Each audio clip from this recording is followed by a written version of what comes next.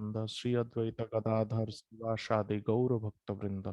हरे कृष्ण कृष्ण कृष्ण हरे हरे, हरे राम राम राम हरे हरे। प्रभुपाद बोल रहे हैं 24 मार्च, Radha Krishna, Radha's name is first. Why? Nobody can be better devotee than Radharani. As soon as Radha's name is there, Krishna is more pleased. That is the way. If we glorify the devotees, the character of the devotees before the Lord, he is more pleased than to glorify himself, he directly. Hawaii, March 24, 1969। तो प्रभुपाद भक्ति का जो रहस्य है बताते हैं कि अ, भगवान कृष्ण अपने सेवा से ज्यादा अपने भक्तों का सेवा देखना पसंद करते हैं। और इसीलिए भक्ति में आगे बढ़ने के लिए हम लोगों को भक्तों का सेवा करना चाहिए, भक्तों का प्रशंसा करना चाहिए, और भक्तों से ही कैसे सेवा करना है वो सीखना चाहिए। और उसका सबसे बड़ा उदाहरण है श्रीमती राधा रानी। तो जैसे ही श्रीमती राधा रानी का नाम आता है, कृष्ण उधर प्रेजेंट रहते हैं और कृष्ण बहुत खुश भी होते हैं उससे। 24 March by Srila Bhakticharya Maharaj. We won't be able to achieve the perfection overnight. It may take years, it may even take lifetimes, but it does not matter. We have to keep on practicing the principles of spiritual life, and one day we can achieve the highest perfection of our life. Class on Vaishnav Etiquette, Mauritius, 24 March 2011। तो ये भी बहुत actually हमारे लिए उत्साह का कारण है, क्योंकि कभी कभी हम लोग जब कोई सेवा करते हैं और उस सेवा का अनुचित या जो आशा अनुरूप फल हमको नहीं मिलता है, तो हम लोग थोड़ा हतोत्साहित हो जाते हैं। और भक्ति में हतोत्साहित होना अच्छी बात तो है नहीं। तो इसीलिए हम लोगों को कभी टाइमलाइन नहीं लगाना चाहिए कि मैं इस जन्म में ही मेरा भक्ति कंप्लीट हो जाएगा। शायद हो सकता है कृष्ण का कृपा होगा, प्रभुपाद का कृपा होगा, तो नहीं होगा तो नेक्स्ट जन्म में या और कुछ जन्म। लेकिन हम लोगों को कभी भक्ति का जो प्रयास है वो छोड़ना नहीं है। जैसे भगीरथ महाराज, इसको बोलते हैं भगीरथ प्रयास। भगीरथ महाराज को जब गंगा जी को पृथ्वी लोक में लाने का सेवा मिला, तो उनको कितने कठिनाई से जाना पड़ा। पहले तो उनके पहले 3 जनरेशन पहले तक सब लोगों ने ट्राई किया, कुछ नहीं हुआ। सगर महाराज के बेटे, उनके बेटे अंशुमान, अंशुमान के बेटे और एक जन, शायद उसके बाद भगीरथ महाराज। तो ऑलमोस्ट 4 जनरेशन चला जाने के बाद भगीरथ महाराज ने जब तपस्या किया, फिर भगवान कृष्ण की कृपा से भगवान कृष्ण ने गंगा देवी को आदेश दिया कि आपको अभी आना है इस भूलोक में। फिर गंगा देवी ऑब्वियसली उनको, किसको भगवान कृष्ण का चरण छोड़ के आने का इच्छा करता है, नहीं करता है। तो उन्होंने फिर थोड़ा अपना गुस्सा दिखाया और उन्होंने बोला कि मैं अगर आऊंगी तो मैं भूलोक को छेद करके मैं पाताल लोक में चली जाऊंगी।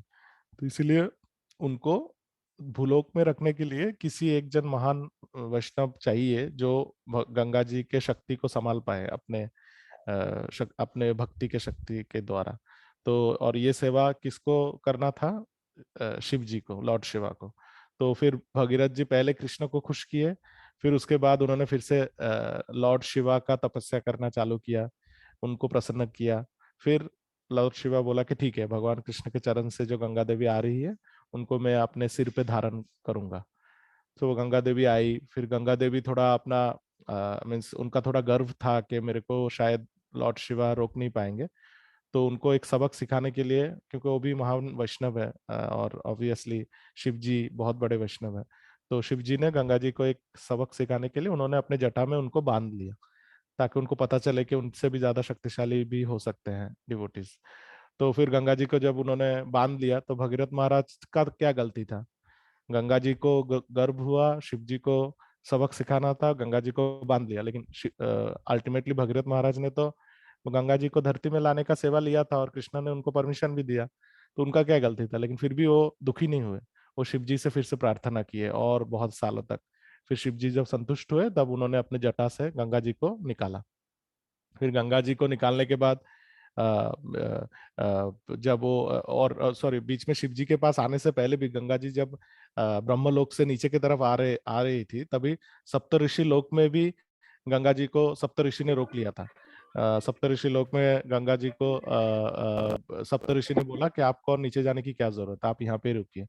फिर भगीरथ महाराज सप्तऋषि को भी उनको भी सेवा करके उनको प्रसन्न किया, फिर उनसे परमिशन लेके गंगा जी को नीचे की तरफ लेके आए।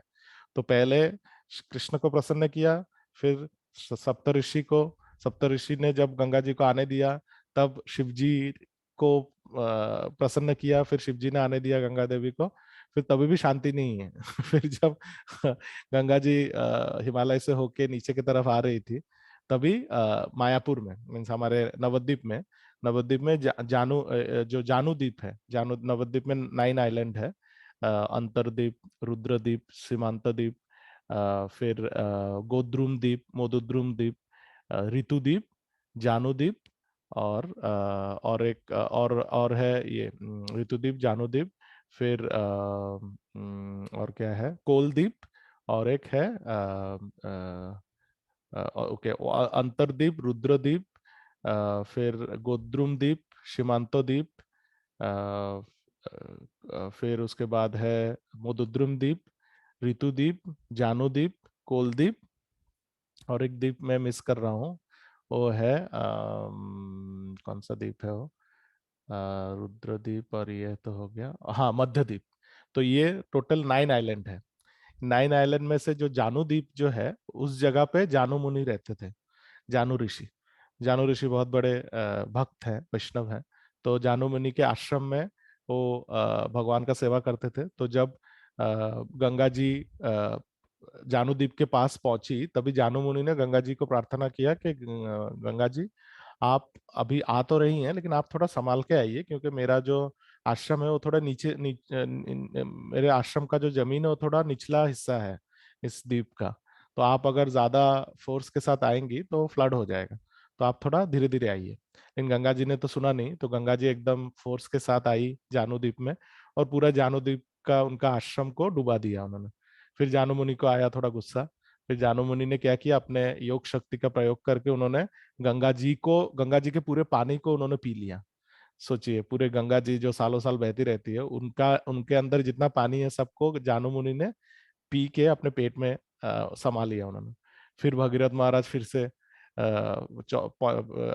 जानू मुनि के पास आके बोले कि प्रभु, आप प्लीज उनको छोड़ दीजिए, जो भी गलती हुआ है मैं माफी मांगता हूँ, और मैं आपका सेवा करता हूँ। तो फिर जानू मुनि को सेवा करके जब उनको प्रसन्न किया, फिर जानू मुनि ने अपने जानू से, जानू मीन्स नी से उन्होंने गंगा जी को बाहर निकाला। नी से निकालने के पीछे कारण बताते हैं आचार्य लोग, कि जब आप कुछ भी खाते हैं, अगर आप अपने जो रेक्टम से या कहीं और से अगर आप उस खाने को निकालते हो तो उच्छिष्ट हो जाता है, so that you can not use. तो गंगा जी तो हमेशा पवित्र रहते हैं, तो उन्होंने, जानू मुनि ने उनको मुंह से भी नहीं निकाला और किसी साइड से भी नहीं निकाला, उन्होंने डायरेक्ट अपने यौगिक शक्ति का प्रयोग करके उनके जो जांग है या जो नी है, जानू है, उधर से उनको निकाला। तो इसीलिए गंगा जी हमेशा प्योर रहती है। वो जानू मुनि के मुंह के अंदर जाने के बाद भी वो मुंह से बाहर नहीं निकला, तो जानू से बाहर निकला, तो that's why she is always pure. तो जब उन्होंने अपने जानू से गंगा जी को निकाला, तभी गंगा जी फिर वो कपिल मुनि के आश्रम की तरफ आना चालू किया। और इसीलिए गंगा जी का एक नाम है जानवी। जानवी, बिकॉज जानू मुनि के जो जानू है या नी है, उधर से वो निकली थी, इसलिए उनका नाम है जानवी। तो मायापुर से गंगा देवी जो कपिल मुनि के आश्रम तक जाती है, तब तक उधर उनका नाम जानवी होता है। तो फिर जाके लास्ट में कपिल मुनि के आश्रम में सागर द्वीप बोल के एक जगह है वेस्ट बंगाल में, उधर जाके गंगा जी समुद्र से मिलती है। तो कितना, देखिए भगीरथ महाराज को कितना प्रयास करना पड़ा। तो इसीलिए भक्तों को भी भगीरथ प्रयास करना चाहिए, इसको बोलते हैं भगीरथ प्रयास। कभी भी दुखी नहीं होना चाहिए, कभी भी हतोत्साहित नहीं होना चाहिए। रिजल्ट मिल रहा है नहीं मिल रहा है कोई फर्क नहीं पड़ता, प्रोसेस परफेक्ट है।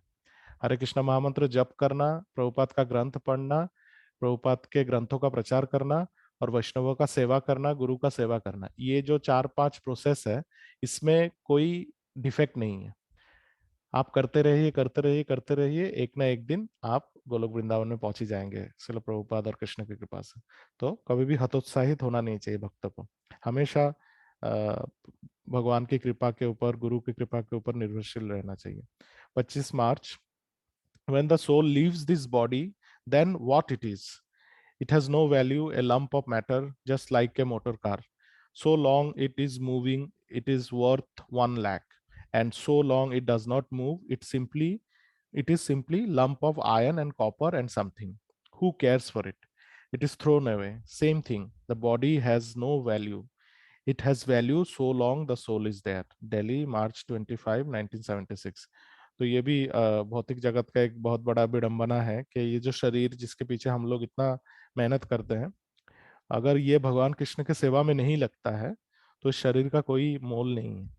और इसका सबसे बड़ा प्रमाण है कि जब आत्मा शरीर को छोड़ देता है तभी तुरंत कुछ लोग उसको दफनाते हैं, कुछ लोग उसको जलाते हैं, कुछ लोग उसको नदी में बहाते हैं, और कुछ लोग उसको लटका के पेड़ में टांगते हैं। लेकिन कोई उसका कोई मोल नहीं रहता है, बिकॉज अल्टीमेटली आत्मा नहीं है तो शरीर का क्या मोल है, ये सिर्फ एक लंप ऑफ मैटर जो प्रभुपाद बताते हैं। तो लेकिन उसी शरीर का अगर हम लोग भगवान की सेवा के लिए यूज करेंगे तो वही शरीर हमारे लिए कृष्ण के पास जाने का सबसे बड़ा जरिया बन जाएगा, अगर हम लोग शरीर को कृष्ण की सेवा में लगाएं तो इसीलिए शरीर, any buddy who is not using the body for Krishna service, उनका शरीर एक्चुअली एक मृत शरीर जैसा है। और ये श्रीमद् भागवतम में लिखा है by the way. 26 March, Krishna and Balram, they are absolute truth. There is no difference between killing and loving. Those who are killed, they are also delivered from this material bondage. Now these same two brothers have again descended as Sri Krishna Chaitanya Nityananda. Mayapur March 26, 1975। तो कृष्ण और बलराम में कोई अंतर नहीं है, प्रभुपाद हमेशा बोलते हैं और शास्त्र में भी लिखा है। और जब वो प्रेम करते हैं उसका जो मोल है, और वो जब किसी के प्रति उनका जब किसी को जब वो सजा भी देते हैं, पनिशमेंट भी देते हैं, वो भी सेम है। क्योंकि क्यों ऐसा है? क्योंकि कृष्ण पूर्ण है, या एब्सोल्यूट है कृष्ण। तो कृष्ण अगर किसी से प्रेम करेंगे और किसी का तिरस्कार भी करेंगे तो दोनों सेम है एक्चुअली, उसमें कोई डिफरेंस नहीं है। क्यों? क्योंकि एब्सोल्यूट लेवल में डुअलिटी नहीं होता है। डुअलिटी मीन्स अच्छा बुरा, सर्दी गर्मी, स्वीट मीन्स मीठा और कड़वा। ये जो डुअलिटी है ये भौतिक जगत का गुण है। द्वंद्व जिसको बोलते हैं, द्वंद्व भौतिक जगत का गुण है, लेकिन आध्यात्मिक जगत में द्वंद्व नहीं होता है। आध्यात्मिक आध्यात्मिक जगत में प्रेम तिरस्कार दोनों सेम है। इसीलिए हम लोग जब शिक्षाष्टकम पढ़ते हैं, उसका जो लास्ट श्लोका है उसमें चैतन्य महाप्रभु बोलते हैं कि आप कृष्ण, आप मुझे प्रेम से आलिंगन करें या आप मुझे गुस्से में आके मुझे किक करें, दोनों ही दोनों टाइम में आप ही मेरे भगवान रहेंगे। तो कैसे हो सकता है? अगर कोई आपको प्रेम से आलिंगन करे और कोई गुस्से से आपको लात मारे, वो दोनों क्या सेम हो सकता है क्या? हाँ, आध्यात्मिक लेवल में ये सेम है। आश्लिष्यवा पादरतम पिनष्टु माम अदर्शनान मर्महताम करोतुबा। तो जो भी आप करेंगे कृष्ण, आप फिर भी मेरे भगवान रहेंगे। और ये थोड़ा समझना, भौतिक दृष्टि से समझना थोड़ा डिफिकल्ट है, क्योंकि ऐसा कभी हम लोग अपने आंखों के सामने तो देखते नहीं है। लेकिन आध्यात्मिक जगत में ऐसा ही होता है। आध्यात्मिक जगत में प्रेम, तिरस्कार, गुस्सा, फिर प्यार, सब सेम होता है। और इसी को ही एब्सोल्यूटनेस बोला जाता है। एब्सोल्यूट और डुअलिटी में यही डिफरेंस है। डुअलिटी में हमेशा ऑपोजिट फोर्सेस काम करते हैं, लेकिन एब्सोल्यूट में हमेशा इटर्नल कृष्ण का जो भाव है वही काम में रहता है। तो ये भौतिक जगत और द्वंद्व जगत जो हमारा जगत है, उसमें भौतिक जगत और आध्यात्मिक जगत का सबसे बड़ा अंतर यही है। और कृष्ण बलराम, इसलिए कृष्ण और बलराम में भी कोई डिफरेंस नहीं, कृष्ण बलराम ऑलमोस्ट सेम ही है। ओके, फिर हिज होलीनेस भक्तिचरण महाराज बताते हैं, इन द वैदिक culture we can see how brave people are. Like when they would fight, they would not be afraid to die. Even the housewives would enter the fire with a smiling face. How can one be so brave? Only when one realizes that he is not this body. He is the spirit soul and he never dies. Dead is simply the transmigration from one body to another body. But unfortunately, due to the influence of the age of Kali, this knowledge is lost and people have become so cowardly, so afraid to die. तो ये एक बार मेरे को याद है, his holiness भक्तिचारू महाराज 2020 जुलाई महीने में आप प्रकट हुए, तो उनके बारे में जब उनके गुरु भ्राता लोग उनका ग्लोरिफिकेशन कर रहे थे, तभी उनके एक गुरु भाई हैं हिज होलीनेस चंद्रमौली स्वामी महाराज। बॉम्बे में जो भक्त लोग हैं सबको पता होगा, महाराज चौपाटी मंदिर में काफी आते हैं, और वो हिज होलीनेस राधानाथ महाराज के भी बहुत अच्छे मित्र हैं। तो हिज होलीनेस चंद्रमौली महाराज ने एक बहुत अच्छा बात बताया था। उन्होंने बताया था कि जब 2001 में जो सितंबर 11 में जो ट्विन टावर गिर गया था, तभी उस टाइम पे हिज होलीनेस चंद्रमौली महाराज और हिज होलीनेस भक्तिचारू महाराज दोनों शिकागो में थे। और आप सबको पता है कि जैसे ही ये इंसिडेंट हुआ, तभी सब फ्लाइट मीन्स यूएस में जितने भी एयरपोर्ट है, सबका फ्लाइट को कैंसिल कर दिया था गवर्नमेंट ने, सिक्योरिटी रीजन के लिए। तो कुछ दिन उनको शिकागो में ही रहना पड़ा, दोनों को, दोनों महाराज को। और फिर जब फ्लाइट फिर से चालू हुआ, तो महाराज भक्तिचरण महाराज बोले चंद्रमौली महाराज को, और ये चंद्रमौली महाराज ने खुद बताया बाय द वे। चंद्रमौली महाराज को भक्तिचरण महाराज ने बताया कि महाराज चलिए हम लोग प्रचार करने के लिए निकलते हैं, अभी फ्लाइट चालू हो गया, चलिए हम लोग अभी दूसरे जगह में जाकर प्रचार करते हैं। तो चंद्रमौली महाराज थोड़ा उनको बोले कि क्या ये सही समय है बाहर जाने के लिए, लाइक डोंट यू थिंक कि अभी जो पॉलिटिकल सिचुएशन या जो भी करंट सिचुएशन है जियो पॉलिटिकल, इस सिचुएशन में हम लोगों को एक ही जगह पे रहना ज्यादा बेहतर नहीं होगा, सेफ नहीं होगा? क्या लगता है, क्या क्या हम लोगों को अभी निकलना चाहिए? तभी हिज होलीनेस भक्तिचारू महाराज ने उनको एक बहुत अच्छा बात बताया। वो एक्चुअली हम सबके लिए सीख है, स्पेशली जो लोग थोड़ा डरते हैं उनके लिए। तो उन्होंने बोला था चंद्रमौली महाराज को कि क्या होगा ज्यादा से ज्यादा, लाइक ज्यादा से ज्यादा क्या होगा, अल्टीमेट मीन्स मैक्सिमम हमारा बॉडी खत्म होगा, इतना ही होगा ना, we will die, that will be the only thing that will happen.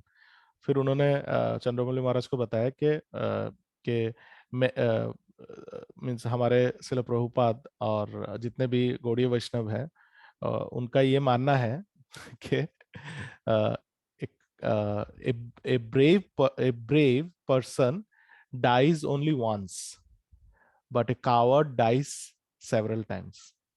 तो जो वीर पुरुष है वो सिर्फ एक बार ही मरता है, लेकिन जो डरपोक है या जो कावर्ड है वो 1000 बार मरता है, क्योंकि उसको हर कोई नीचा दिखाता है, हर कोई उसको एक्सप्लॉइट करता है, हर कोई उसको उल्लू बनाता है, और हर कोई उसको मंदिर के घंटे की तरह बजा के चला जाता है। तो उसका एवरी टाइम जब उसके साथ ये सब इंसिडेंट होता है, वो हर बार मरता है, घुट घुट के मरता है। लेकिन जो ब्रेव है, जो में साहसी है, वो सिर्फ एक बार ही मरेगा, बार बार नहीं मरेगा। तो भक्तों को भी ऐसा ही होना चाहिए। महाराज वही बता रहे हैं यहाँ पे कि उस जमाने में, एक जमाने में मीन्स जो जैसे राजपूत रानियां थे, वो लोग अपने आप को फायर में मीन्स आग में डाल देते थे, उनको बिल्कुल डर नहीं लगता था। क्यों? क्योंकि उनको पता था कि ये हम लोग शरीर नहीं है, हम लोग आत्मा है। और भक्तों को भी ऐसा होना चाहिए, भक्तों को भी कभी इतना डरना नहीं चाहिए। हाँ, मीन्स अननेसेसरी रिस्क लेने की कोई जरूरत नहीं है, unnecessary risk is useless. But अगर प्रचार के लिए अगर आपको कहीं जाना है, तो उसके लिए कभी डरना नहीं चाहिए। जैसे हमारे भक्ति तीर्थ स्वामी महाराज, हिज होलीनेस भक्ति तीर्थ स्वामी महाराज, वो प्रभुपाद के एक अफ्रीकन डिसाइपल है। और जब कोल्ड वॉर चल रहा था, जब जर्मनी दो भाग में विभाजित था, east Germany and west Germany, तभी उस टाइम पे ईस्ट जर्मनी को रशिया कंट्रोल करता था। एंड युद्ध से पहले, सेकेंड वर्ल्ड वॉर से पहले ही जर्मनी में बहुत नस्लवाद का प्रॉब्लम था। मीन्स वाइट लोगों को छोड़ के बाकी सब लोगों को लोग मारते थे ऑलमोस्ट, और सबसे ज्यादा मरे यहूदी लोग। और सोवियत यूनियन ने जब ईस्ट जर्मनी पे कब्जा किया, तभी भी सेम चीज ही कंटिन्यू हो रहा था। और उसके वजह से स्पेशली जो अफ्रीकन ओरिजिन के लोग हैं, वो लोग तो ईस्ट जर्मनी में बिल्कुल नहीं रहते थे, बिल्कुल नहीं रहते थे। क्योंकि क्योंकि अगर किसी ऐसे जगह पे आप जाते हैं जहाँ पे सब लोग वाइट हैं और एक अफ्रीकन इंसान उधर होंगे, तो ऑब्वियसली, और उधर अगर रेसिज्म बहुत है, नस्लवाद बहुत है, तो उसको बहुत तकलीफ होता है। लेकिन हमारे शिला भक्ति तीर्थ स्वामी महाराज प्रभुपाद के ग्रंथ को इस जर्मनी पहुंचाने के लिए वो ट्रक लेके निकल जाते थे, कुछ ना कुछ करके वो पहुंच ही जाते थे उधर। और उनके जीवन के ऊपर भी बहुत खतरा आया था एक बार, जब वो किसी इस जर्मनी की यूनिवर्सिटी में एक प्रोफेसर के साथ प्रभुपाद के बुक के ऊपर बात कर रहे थे।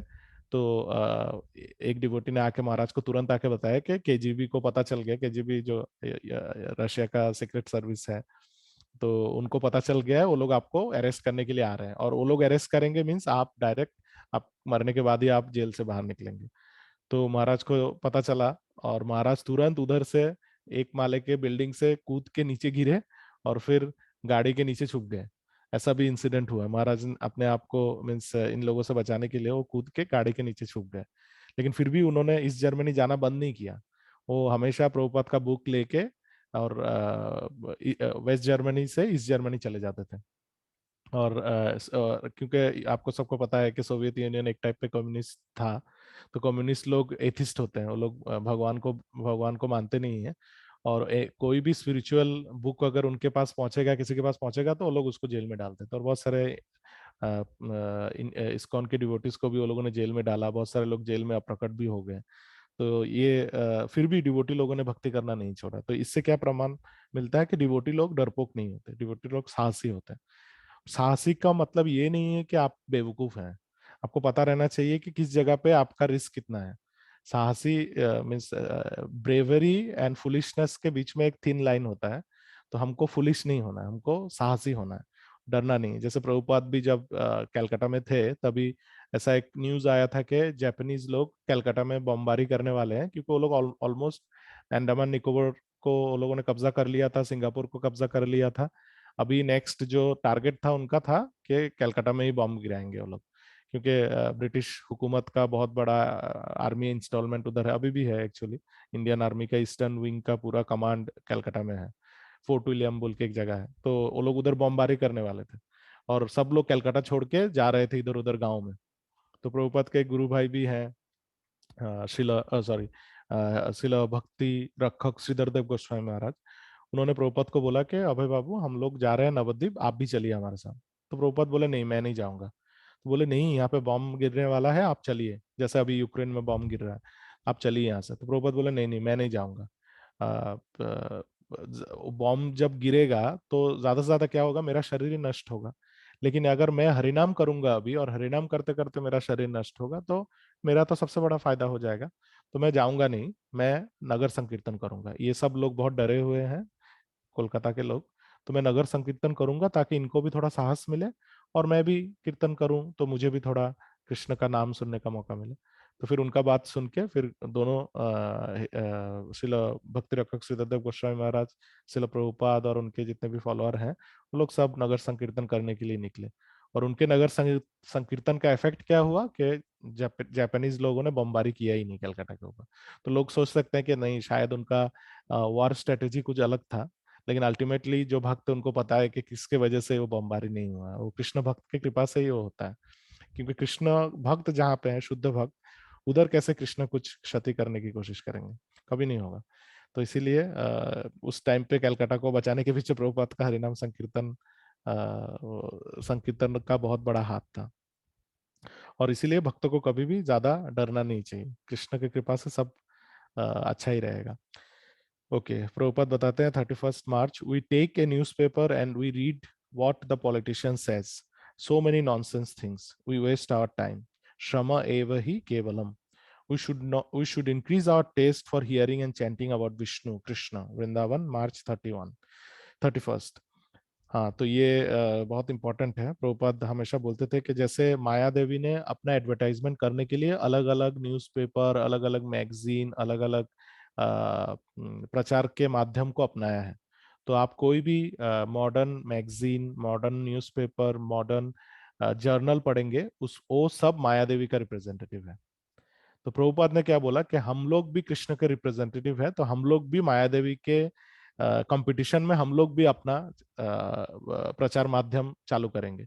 तो क्या क्या है हमारे पास, हमारे बुक्स है, शिल प्रभुपाद के बुक्स है। मैगजीन क्या है हमारा, back to God and magazine है। फिर कुछ कुछ टेम्पल में न्यूज़लेटर भी वो लोग निकलते हैं, महीने का या 15 दिन में एक बार एक न्यूज़लेटर निकालते हैं वो लोग।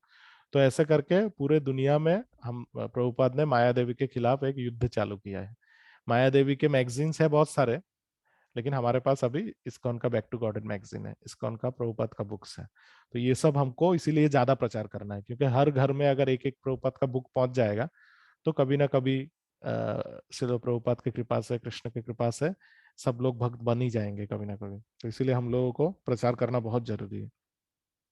और कोई अगर फिल्मी मैगजीन या कोई दूसरे टाइप का मैगजीन पढ़ने में उसको अच्छा लगता है, तो उसको आप कैसे कृष्ण भक्ति में लाएंगे जब तक उसको कोई बेटर ऑल्टरनेटिव आप नहीं देंगे।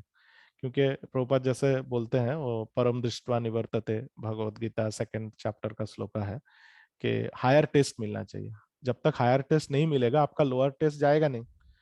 तो जो लोग फिल्मी मैगजीन या दूसरे टाइप के मैगजीन पढ़ते हैं या बुक पढ़ते हैं या न्यूज़पेपर पढ़ते हैं, उनको बेटर ऑल्टरनेटिव कुछ देंगे तभी तो वो लोग कृष्ण भक्ति में आएंगे ना। और वो बेटर ऑल्टरनेटिव है शिल प्रभुपाद का book back to God magazine, और इस्कॉन का न्यूज़ लेटर जो भी आता है वो। Okay, now 1st of April, if you are steady either in success or failure, that is called yoga. Don't mind for the success or failure. Do act on behalf of the Supreme Lord. And if you are steady in that position, then your working in spiritual platform is successful. New York, April 1st, 1966. हाँ, तो again success और failure भी द्वंद्व जगत का part है। सफलता विफलता आध्यात्मिक जगत का पार्ट नहीं है। आध्यात्मिक जगत में सब एब्सोल्यूट है। और इसका सबसे बड़ा उदाहरण क्या है? जटायु। जटायु सीता देवी को बचाने के लिए उसने बहुत कोशिश किया, आखिर में वो मर भी गया। तो अगर आप भौतिक नजर से देखेंगे तो जटायु सफल नहीं हुआ था सेवा में, भौतिक नजर से। लेकिन क्या श्री रामचंद्र जी के नजर से वो सफलता उनको मिला कि नहीं? हाँ, उनको मिला। इसीलिए तो रामचंद्र जी ने ही उनका अंतिम संस्कार किया। और लास्ट मोमेंट पे जब जटायु सांस छोड़ रहे थे तभी रामचंद्र जी उनकी आंखों के सामने थे। तो जटायु हो सकता है कि भौतिक नजर से लगता होगा कि सीता देवी को वो बचा नहीं पाए, लेकिन आध्यात्मिक नजर से वो सफल ही था। तो इसीलिए सक्सेस एंड फेलियर कृष्ण भक्ति में सेम होता है, कोई प्रॉब्लम, कोई उससे फर्क नहीं पड़ता। कृष्ण सिर्फ हमारे प्रयास को देखते हैं, एफर्ट को देखते हैं। तो कृष्ण के इच्छा से ही कोई सक्सेसफुल होता है, कोई फेलियर होता है। लेकिन जो शुद्ध भक्त होता है उसको पता है कि मेरा फेलियर और मेरा सक्सेस दोनों कृष्ण की कृपा से हो रहा है। मेरे हाथ में क्या है? प्रयास करना। प्रयास में करूंगा, भगवान कृष्ण खुश होंगे। तो इसीलिए प्रभुपाद ने भी कभी भी रिजल्ट्स के ऊपर ज्यादा कंसंट्रेट करने के लिए नहीं बोला है, लेकिन एफर्ट्स के ऊपर कंसंट्रेट करने के लिए प्रभुपाद ने बताया। तो इसीलिए बहुत सारे टाइम पे प्रभुपाद को भी ये फेस करना पड़ा। जब उन्होंने भारत में प्रचार करने की कोशिश किया तो प्रभुपाद को बहुत ज्यादा सक्सेस नहीं मिला था भारत में। लेकिन जब वो पाश्चात्य देश में प्रचार किया तो उनको बहुत अच्छा सक्सेस मिला। अ, तो प्रभुपाद को जब भारत में सक्सेस नहीं मिला, प्रभुपाद दुखी नहीं हुए, क्योंकि प्रभुपाद को पता था कि कुछ तो एक कृष्ण का प्लान है जो टाइम आने पे मुझे भी पता चलेगा। एक्चुअली उनको पहले ही पता चल गया था, क्योंकि उनको गुरु महाराज ने उनको पहले ही बोला था कि आपको जाना है विदेश में। तो उस लिए उसके लिए प्रभुपाद रेडी हो रहे थे। और कृष्ण क्या चाहते हैं वो हमारे लिए जानना संभव नहीं है, क्योंकि कृष्ण भगवान है। लेकिन हम लोग कृष्ण के कहने पे सेवा कर कंटिन्यू कर सकते हैं। फिर सफलता मिलेगा कि विफलता मिलेगा उससे कोई फर्क नहीं पड़ता। अच्छी तरह से गंभीरता के साथ और तल्लीनता के साथ हमको सेवा करना चाहिए। फिर सेवा का फल कृष्ण के ऊपर डिपेंड करता है, वो हमारे ऊपर डिपेंड नहीं करता। लेकिन कृष्ण प्रयास जो करते हैं वो ऐसे भक्तों पे कृष्ण बहुत ही संतुष्ट रहते हैं। प्रयास करना चाहिए। 2nd April, our only request is that if you want happiness, if you want to prosper, make your life successful, you must read Bhagavad Gita thoroughly as it is. Krishna says, don't try to misinterpret. Bombay, April 2nd, 1974। तो भगवत गीता को thoroughly पढ़ने के लिए प्रभुपाद बता रहे हैं, और ये भगवान कृष्ण भी चाहते हैं कि हम लोग भगवत गीता पढ़ें। और मिस इंटरप्रिट नहीं करना चाहिए। मिस इंटरप्रिटेशन का मतलब है कृष्ण सीधा सीधा बोल रहे हैं। जो 9.34 श्लोका में कृष्ण बोलते हैं कि मदयाजी माम नमस्कुरु, मनमना भाव मद भक्ता मदयाजी माम नमस्कुरु। कृष्ण बोल रहे हैं कि मेरे मेरे मेरे बारे में सोचो, थिंक अबाउट मी, मन मना भाव मद भक्ता, मेरे भक्त बनो, मदयाजी मेरा पूजा करो, मेरा अर्चन करो, मदयाजी माम नमस्कुरु, मेरे को दंडवत प्रणाम करो, मेरे को प्रणाम करो। कृष्ण खुद बोल रहे हैं। लेकिन ज्ञानी लोग, जो ज्ञानी होते हैं, सुडो ज्ञानी, वो लोग बोलते हैं कि ये कृष्ण नहीं बोल रहे हैं, कृष्ण के अंदर जो परमात्मा है वो बोल रहे हैं। तो इसको बोलते हैं मिस इंटरप्रिटेशन। सीधा सादा संस्कृत में लिखा है कि मेरे शरण में आओ, मेरा सेवा करो, मेरा भक्त बनो, और मैं कौन हूँ? भगवान कृष्ण है। वो खुद व्यासदेव जी लिख रहे हैं, श्री भगवान उवाच। फिर भी वो लोग बोल रहे हैं कि नहीं, कृष्ण के अंदर जो आत्मा छिपा है, वो परमात्मा छिपे हैं, वो बोल रहे हैं। तो ऐसा मिस इंटरप्रिटेशन नहीं सुनना चाहिए। 2 अप्रैल Bhakti Charu Maharaj. Serving Srila Prabhupada means serving his mission, his ISKCON. ISKCON is the manifestation of Srila Prabhupada's desire to preach Krishna consciousness all over the world. And the best way to make spiritual advancement is to assist in fulfilling that desire. तो ये बहुत ही important है। महाराज बार बार इस topic के ऊपर emphasise करते हैं कि कभी भी हमको इस्कॉन को प्रभुपाद से अलग नहीं समझना चाहिए। ISKCON is a representation of शिला प्रभुपाद। और प्रभुपाद ने इस्कॉन को क्यों बनाया? चैतन्य महाप्रभु का जो मिशन है उसको आगे बढ़ाने के लिए, कि पृथ्वीते आछे जत नगरादि ग्राम सर्वत्र प्रचार होइबे मोर नाम। मोर मीन्स चैतन्य महाप्रभु नाम। तो इसके लिए ये ऑर्गेनाइजेशन बनाया गया है। और अगर हम लोग बोलेंगे कि नहीं नहीं, मेरे को अच्छा नहीं लग रहा है यहाँ पे कुछ, यहाँ पे ये प्रॉब्लम है, वो प्रॉब्लम है, हो ही सकता है। कहाँ पे प्रॉब्लम नहीं है? भौतिक जगत में हर जगह पे प्रॉब्लम है। लेकिन अल्टीमेटली हम लोगों को ये जान के हम लोगों को इस्कॉन के साथ जुड़ना चाहिए या रहना चाहिए इस्कॉन में, कि ये इस्कॉन जो है वो प्रभुपाद का एक अंश है, प्रभुपाद का एक रिप्रेजेंटेशन है। तो अगर हम लोग इस्कॉन छोड़ेंगे मीन्स हम लोग प्रभुपाद को छोड़ेंगे। और सिर्फ प्रभुपाद को अगर आप छोड़ेंगे तो आपको क्या कृष्ण पकड़ेंगे क्या? अगर प्रभुपाद को आप छोड़ेंगे तो ये याद रखना चाहिए, कभी भी प्रभुपाद को हमको छोड़ना नहीं चाहिए, इस्कॉन को भी नहीं छोड़ना चाहिए। नववर्ष, गुड़ी पड़वा शायद नववर्ष होता है, तो happy new year to all the devotees. 3 April, God is also an individual person as you are individual person. I am individual person, but the difference between God and you and me is this, that you know your business, I know my business, but God knows everyone's business. That is the difference. Melbourne, April 3rd, 1972. तो प्रभुपाद वही बताते हैं जो अनु चैतन्य और विभु चैतन्य के बीच में क्या difference है। वी आर अनु चैतन्य, हम लोग हैं minute particles of Krishna's consciousness. हम लोग एक स्पिरिट सोल है जो कृष्ण का एक बहुत ही छोटा पार्ट है। इसीलिए हमारे अंदर भी कॉन्शियसनेस है, लेकिन हमारा कॉन्शियसनेस है ऐसे एटॉमिक कॉन्शियसनेस, अणु चैतन्य। और कृष्ण का कॉन्शियसनेस है विभू चैतन्य, ग्रेट कॉन्शियसनेस। उनको सबके बारे में पता है, सिर्फ इंसानों के बारे में नहीं, मैटर में भी क्या हो रहा है उनके बारे में भी पता है कृष्ण को, क्योंकि हर मैटर के, हर एटम के अंदर कृष्ण समाये हुए हैं। So Krishna knows everything, there is nothing that Krishna doesn't know. His holiness Radhanath Swami Maharaj का बहुत एक सुंदर प्रवचन यहाँ पे है, छोटा 3 मिनट का। 4 April, so far as your working engagement is concerned, certainly you are not a karmi. Any person whose constant occupation is Krishna consciousness, he is not a karmi. He is a devotee in all circumstances. You should accept the best source of monetary income and use it for Krishna. That is better than sannyas. Stick to your job and use it for Krishna consciousness. You are not a karmi. Letter to Gopal Krishna, April 4th, 1971. सो गोपाल कृष्ण महाराज को लिखा है। गोपाल कृष्ण महाराज initially वो जब गृहस्थ थे तब वो I think Canada में वो जॉब करते थे। वो बहुत ही एजुकेटेड थे और अच्छे फैमिली से बिलोंग करते थे, उनको अच्छा जॉब भी था कनाडा में। तो उस टाइम पे जैसे पता है कि बहुत सारे प्रभुपाद के डिसाइपल जो मंदिर में सेवा करते थे, ज्यादा मंदिर में ही रहते थे सब लोग, और वो लोगों को मंदिर संभालने के लिए उनको जॉब पे भी जाना पड़ता था। जैसे हिज होलीनेस जयपताका महाराज भी बताते हैं कि जब वो मॉन्ट्रियल टेम्पल के प्रेसिडेंट थे, प्रभुपाद ने उनको प्रेसिडेंट बनाया था, तो दिन में वो जॉब करने जाते थे और जो सैलरी मिलता था उससे वो मंदिर को चलाते थे। तो इतना डिफिकल्ट था, मीन्स वो ब्रह्मचारी थे लेकिन उनको जॉब करने जाना पड़ता था। कितना कितना सेक्रीफाइस, कितना बड़ा तपस्या है, सोचिए।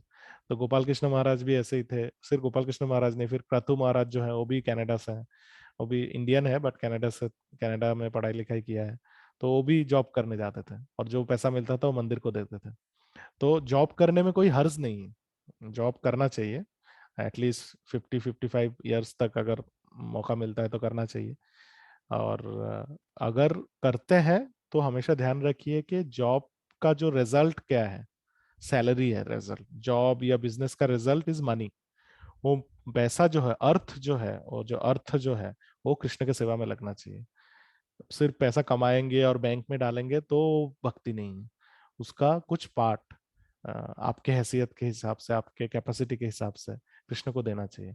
1%, 2%, 10%, 50%, जितना आपका कैपेसिटी है उस हिसाब से आप दे सकते हैं कृष्ण की सेवा में।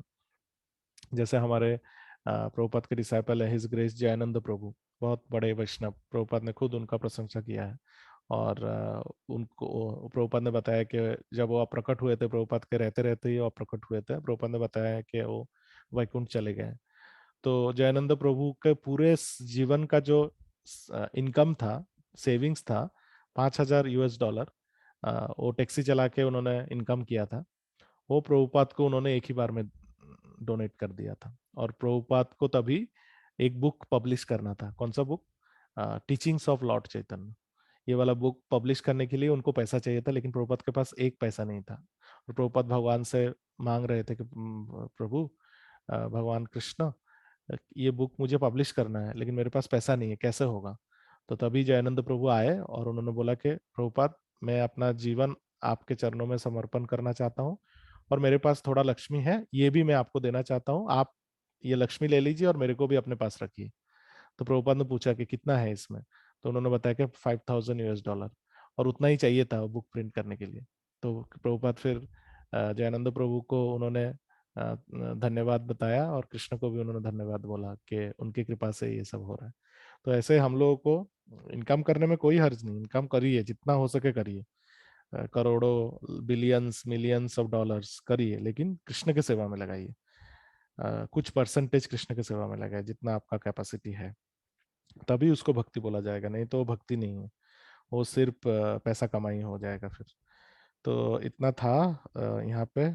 फिर हम लोग आज का बुक पढ़ना शुरू करते हैं। तो मैं दूसरा स्क्रीन शेयर करता हूँ, और हम लोग लाइफ कम्स फ्रॉम लाइफ से पढ़ रहे हैं अभी, और सेकंड चैप्टर पढ़ रहे हैं। और टॉपिक का नाम है आज मिनिमम वर्ड्स मैक्सिमम सोल्यूशन। ये आज का टॉपिक है, तो आज यहाँ से कंटिन्यू करेंगे। तो कोई वॉलंटियर है, डिवोटी, जो पढ़ना चाहेंगे? एनी डिवोटी जिनके पास समय है? हरे कृष्ण प्रभु जी। हाँ, विद्या माता जी पढ़िए। हरे Krishna. Minimum words, maximum solution. Srila Prabhupada. The individual soul is never lost. He does not die, nor is he born. He simply changes from one body to another, just as one changes garments. This is perfect science. Dr. Singh. But why don't scientists accept this? Srila Prabhupada. They are not nice men. They are rascals. They are not even gentlemen. Under appropriate circumstances, gentlemen will have some shyness or some shame, but these men are shameless. They cannot they cannot properly answer our challenges. Yet they shamelessly claim that they are scientists and that they will create life. They are not even gentlemen, at least I regard them like that. A gentleman will be ashamed to speak nonsense. Dr. Singh, they do not think before they speak. Srila Prabhupada. That means that they are not human beings. A human being thinks twice before saying anything. Krishna makes the presence of life within the body so easy to understand. He says, Dehinosminnatha dehi kaumaram yavanam jara tatha dehantar praptir dhiras tatra na muhyati. As the embodied soul continually passes in this body from boyhood to youth, to old age, the soul similarly passes into another body at death. The self-realized soul is not bewildered by such a change. Bhagavad Gita 2.13. In these two lines, Krishna solves the whole biological problem, that is knowledge. Minimum words, maximum solution. Volumes of books expounding nonsense have no meaning. Materialistic scientists are like croaking frogs. Ka ka ka ka ka. Srila Prabhupada imitates the sound of a croaking frog, and the others laugh. The frogs are thinking, oh, we are talking very nicely, but The result is that the snake finds them and says, "Oh, here is a nice frog." Srila Prabhupada imitates the sound of a snake eating a frog. But finished. When death comes, everything is finished. The materialistic scientists are croaking ka ka ka. But when death comes, their scientific industry is finished. They become dogs, cats, or something like that. हरे कृष्णा। तो हरे माता जी आप थोड़ा explain करिए आपको जो समझ में आया। Yes, प्रभु। श्रील प्रभुपाद यहाँ पे बताते हैं कि जो इंडिविजुअल सोल होता है वो कभी भी खत्म नहीं होता है। जैसे उसका कभी जन्म भी नहीं होता है और वो कभी उनकी कभी डेथ भी नहीं होती। वो सिर्फ एक बॉडी से दूसरी बॉडी में वो चेंजेस मतलब वो ये होता है। जैसा यहाँ पे बताया कि जैसे हम लोग गारमेंट चेंज करते हैं वैसे ही वो इंडिविजुअल जो सोल है एक बॉडी से दूसरे बॉडी में आता है। और उनको ही प्रभुपाद जी बोलते हैं दिस इज परफेक्ट साइंस, यही परफेक्ट साइंस है ऐसे बताते हैं। तो डॉक्टर सिंह वहाँ पे बोलते फिर वो साइंटिस्ट है वो ये एक्सेप्ट क्यों नहीं करते। तो प्रभुपाद जी वहाँ पे बोलते हैं कि वो नाइस पीपल मतलब वो नाइस मैन नहीं है। प्रभुपाद जी उधर वहाँ साइंटिस्ट को रास्कल्स बोलते हैं और वो रास्कल्स भी है और इवन जेंटलमैन भी नहीं है। और वैसे भी सर्कमस्टेंसेस जो है ऐसे कोई सर्कमस्टेंसेस में जो जेंटलमैन होते हैं वो कभी मतलब ऐसा उनको थोड़ा लज्जा भी होता है कि कभी नॉनसेंस मतलब बोलते हैं तो एटलीस्ट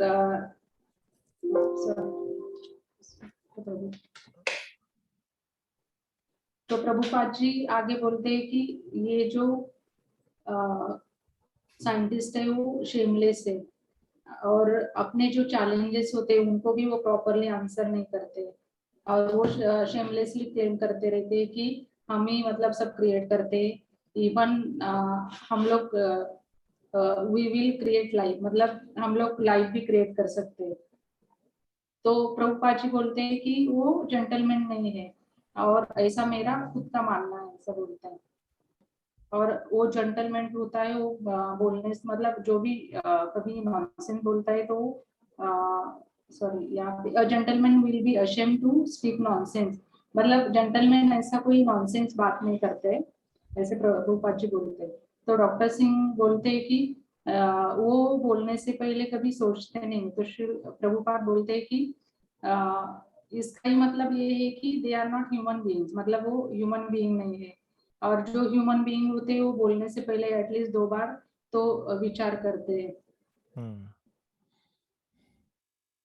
तो आगे बताएं कि कृष्णा जो है अपना बॉडी में जो Krishna makes the presence of life with in the body so जो अपना भगवद गीता का 2.13 जो श्लोका लिया है वहां से बोलते हैं कि देहिनस्मिन्नता देहे कि इसका मतलब है कि जो अपना सोल है वो कंटिन्यूअसली एक बॉडी से दूसरे बॉडी में वो पास होता है मतलब जाता है। तो जैसे हम लोग अपनी बॉडी बॉयहुड से यूथ और यूथ से ओल्ड एज में जाती है वैसे ही सोल वो एक बॉडी छोड़ के दूसरे बॉडी में वो जब अपना कोई अपनी बॉडी छोड़ता है मतलब हम लोग बोलते हैं डेथ होता है तो सोल जो है वो बॉडी से पास होके दूसरे बॉडी में एंट्री करता है। तो जो सेल्फ रियलाइज सोल होता है वो कभी भी ऐसा बिविल्डर नहीं होता है। वो जो चेंजेस होते हैं इसमें मतलब जो हम लोग दिव्य पुरुष बोलते हैं वो लोग उनको सेल्फ रियलाइज सोल ऐसा मतलब वो ऐसे बॉडी में या तो चेंजेस जो भी होते हैं जैसे हम लोग बोलते हैं कि अभी कभी कभी मटेरियल अपनी थिंकिंग होती है कि अभी मैं मतलब सोचते भी नहीं कि अपने बॉडी पे ज्यादा वो करते ध्यान देते लेकिन जो सेल्फ रियलाइज सोल है वो ऐसा सोचते नहीं है।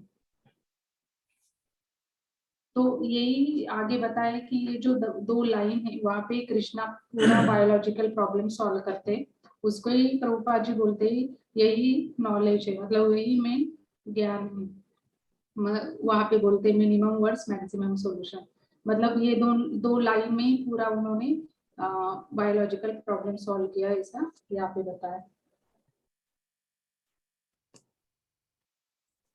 तो जो आगे बताते हैं कि जो मटेरियलिस्टिक साइंटिस्ट है वो फ्रॉग के जैसे ही सिर्फ क्रोकिंग करते रहते हैं, और प्रभुपाद जी यहाँ पे इमिटेट करते हैं और साउंड निकालते हैं, और बाकी लोग वहाँ पे हंसते हैं। तो फ्रॉग को लगता है कि वो ऐसा थिंकिंग मतलब सोचता है कि हम लोग कितना अच्छे से बात कर रहे हैं, लेकिन उसका नतीजा क्या होता है, रिजल्ट की वहां पे मतलब उनका क्रोकिंग सुन के स्नेक आता है, उनको मतलब ढूंढ के आता है, और वो ऐसा तो बोलता है कि oh here is a nice frog, मतलब उनके आवाज से स्नेक पास आने के बाद बोलता है कि यहाँ पे तो अच्छा मतलब फ्रॉग है। तो प्रभुपाद जी आगे फ्रॉग का सॉरी स्नेक का भी इमिटेट करते हैं और आवाज निकालते हैं, और फिनिश मतलब फ्रॉग को वो ये करते स्नेक।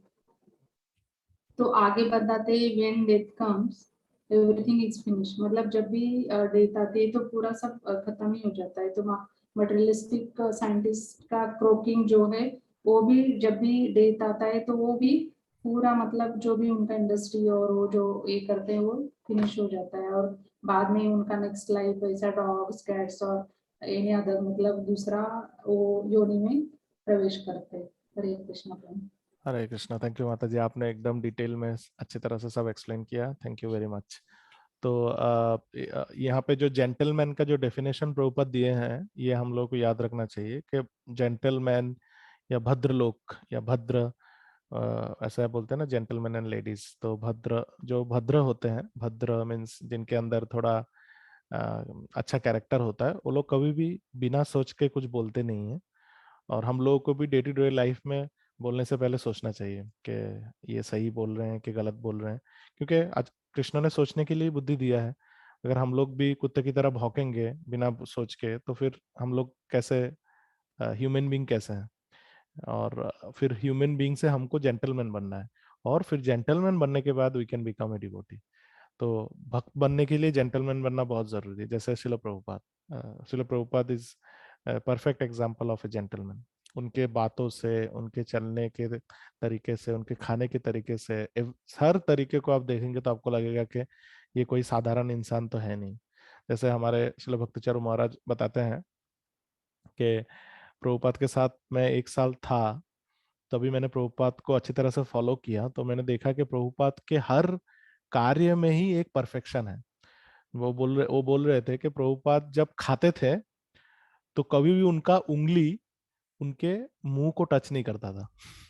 मीन्स हम लोग जब राइस खाते हैं तो हमारा उंगली हमारे जिब्बा को टच करता है ना थोड़ा बहुत, लेकिन प्रभुपाद ऐसे खाते थे कि उनका उंगली कभी भी उनकी जिब्बा को टच नहीं करता था। और ये श्रील भक्तिचरण महाराज जो उनके पर्सनल सर्वेंट थे वो बताते हैं कि और वो जब चम्मच भी यूज करते थे तो चम्मच को भी इतने अच्छी तरह से यूज करते हैं कि बड़े बड़े अंग्रेज लोग फेल हो जाएंगे प्रभुपाद के सामने, क्योंकि वो एकदम अच्छे वेल मैनर्ड फैमिली से आते हैं, मीन्स जेंटलमैन है वो। तो जेंटलमैन का चरित्र, उनका बिहेवियर, उनका पहनावा सब देख के पता चलेगा कि वो जेंटलमैन है।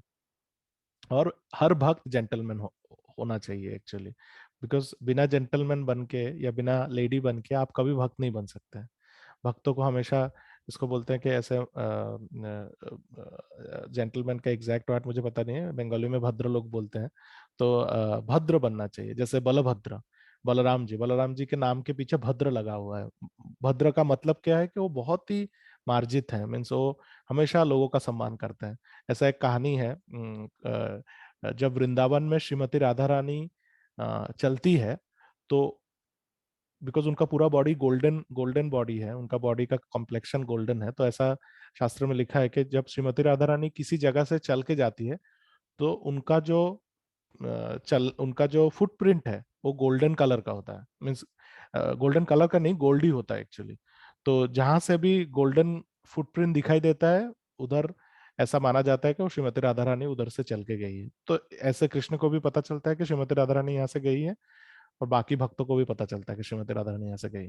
तो बलराम जी तो कृष्ण के बड़े भाई हैं, तो जब भी वो वृंदावन में विचरण करते थे, क्योंकि बलराम जी भी कृष्ण ही है, कोई डिफरेंस तो है नहीं, जब भी वो वृंदावन में विचरण करते थे और उनको ऐसे गोल्डन फुटप्रिंट दिखाई देता था, वो उस जगह से और नहीं जाते थे, वो दूसरी तरफ चले जाते थे, क्योंकि उनको पता है कि ये श्रीमती राधा रानी इस रास्ते से गई, क्योंकि अल्टीमेटली श्रीमती राधा रानी उनके छोटे भाई के पत्नी बोल सकते हैं या प्रेमिका बोल सकते हैं, तो बलराम जी उस रास्ते से कभी नहीं जाते हैं, क्योंकि वो इतने भद्र हैं, वो अपने बड़े भाई का जो उनका कैरेक्टर है उसको मेंटेन करते हैं। तो इसीलिए उनको बलभद्र बोला जाता है, क्योंकि वो एक्चुअली में भद्रता के एकदम पराकाष्ठा है बलराम जी। बलराम जी कभी भी उस रास्ते से, मीन्स उस रास्ते से ही नहीं जाते हैं जिस रास्ते से श्रीमती राधा नहीं जाती, क्योंकि उनको अपना वो जो बड़े भाई छोटे भाई का जो एक रिलेशन है उसको मेंटेन करना है उनको। इसीलिए उस रास्ते से नहीं, ऐसा नहीं कि हाँ हाँ ठीक है, वो तो मेरे छोटे भाई की पत्नी है ना तो मैं भी बात कर लूंगा, नहीं। नहीं, वो एकदम जेंटलमैन है, बिना सवाल पूछे वो कभी बात नहीं करेंगे। और उस रास्ते को भी अवॉइड करेंगे जहां से छोटे भाई की पत्नी चली गई, तो उस दूसरे जगह से चले जाते। वो जो उनका जो शालीनता बजाय बनाए रखने के लिए, और प्लस उनका कैरेक्टर बनाए रखने के लिए, तो ये है भद्रता का प्रमाण। तो हर भक्त को भद्र बनना चाहिए। और जो अभद्र होते हैं, अनसिविलाइज्ड होते हैं, वो लोग ये ऐसे बेकार फालतू का बात करते हैं, जहाँ पे वो लोग बोलते हैं कि हम लोग लाइफ क्रिएट कर सकते हैं। सो इसीलिए प्रभुपाद बोलते हैं कि इफ अगर वो लोगों को अंदर थोड़ा भी शेम होता या शर्म होता तो वो लोग ऐसे नहीं बोलते, but this man are shameless. Because वो लोगों का जो थ्योरीज हैं, साइंटिफिक थ्योरीज, सब थ्योरीज के बारे में नहीं बोलूंगा, लेकिन बहुत सारे थ्योरीज हैं जहाँ पे वो हर 10 साल में, हर 5 साल में वो अपडेट होता रहता है। तो अपडेशन का क्या मतलब है कि वो परफेक्ट थ्योरीज नहीं है। तो जब आपका थ्योरी परफेक्ट नहीं है, आपका जो एक्सपेरिमेंटेशन है वो परफेक्ट नहीं है, आपके जितने भी इंद्रिय हैं वो भी परफेक्ट नहीं है, तो फिर आप कैसे क्लेम कर सकते हैं कि हम लोग जो बोल रहे हैं वो सच है। तो इसीलिए प्रभुपाद ने उन लोगों को शेमलेस बोला है और उनको रास्केल बोला है। रास्केल वर्ड का मतलब है डिसऑनेस्ट। जो लोग डिसऑनेस्ट हैं उनको रास्केल बोला जाता है, तो इसीलिए प्रभुपाद उनको बोलते हैं ऐसा। और प्रभुपाद ने बताया भी है कि जो लोग बिना सोच समझ के, बिना कुछ जाने बकबक करते रहते हैं, उनका हालत मेंढक जैसा होता है। तो मेंढक क्या करता है, बरसात में जो जो लोग गांव वगैरह में रहते हैं उनको मेंढक का आवाज सुनाई देता होगा। सब लोग कौ कौ करके ऐसे आवाज करते हैं, और उनके आवाज से सिर्फ एक ही रिजल्ट निकलता है। बाजू में जो सांप है उसको पता चलता है कि मेरा खाना यहाँ पे बुला रहा है, मेरे को न्योता दे रहा है कि मैं उसको ब्रेकफास्ट बनाऊं, डिनर बनाऊं या लंच बनाऊं। तो सांप जाता है, मेंढक को पकड़ता है और खा लेता है।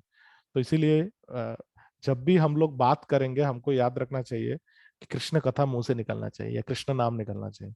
क्योंकि अगर कौ निकलेगा तो यमराज आएंगे, कृष्ण कृष्ण कृष्ण निकलेगा तो फिर भगवान कृष्ण खुद आएंगे। तो हमको डिसाइड करना है कि हमको कृष्ण से मिलना है कि यमराज से मिलना है। अल्टीमेटली यमराज एक भक्त है, लेकिन वो भक्त है लेकिन उनका एक सेवा भी है पापियों को सजा देने का।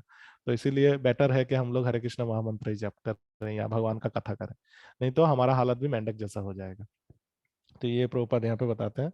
और वो भगवत गीता में जो 9th चैप्टर में 11 नंबर श्लोका है, उसमें प्रभुपाद इसको भी बहुत बार कोट करते हैं, जिसमें कृष्ण बोलते हैं, अवजानन्ति माम मूढ़ा मानुषिम तनुम आश्रितम परम भावम अजानन्तो माम भूत Maheshwaram. Translation by Srila Prabhupada. Fools deride me when I descend in the human form. They do not know my transcendental nature as the supreme lord of all that be. Krishna खुद बोलते हैं कि I am the supreme lord of all that be, मम भूत महेश्वरम। कृष्ण बोल रहे हैं कि मैं महेश्वर हूँ, लेकिन मैं जब इंसानी शरीर में आता हूँ तो फूल्स जो होते हैं, मूढ़ा जो होते हैं, वो लोग मेरे को डिराइड करते हैं, they deride me, they think that I am a normal person, but I am not.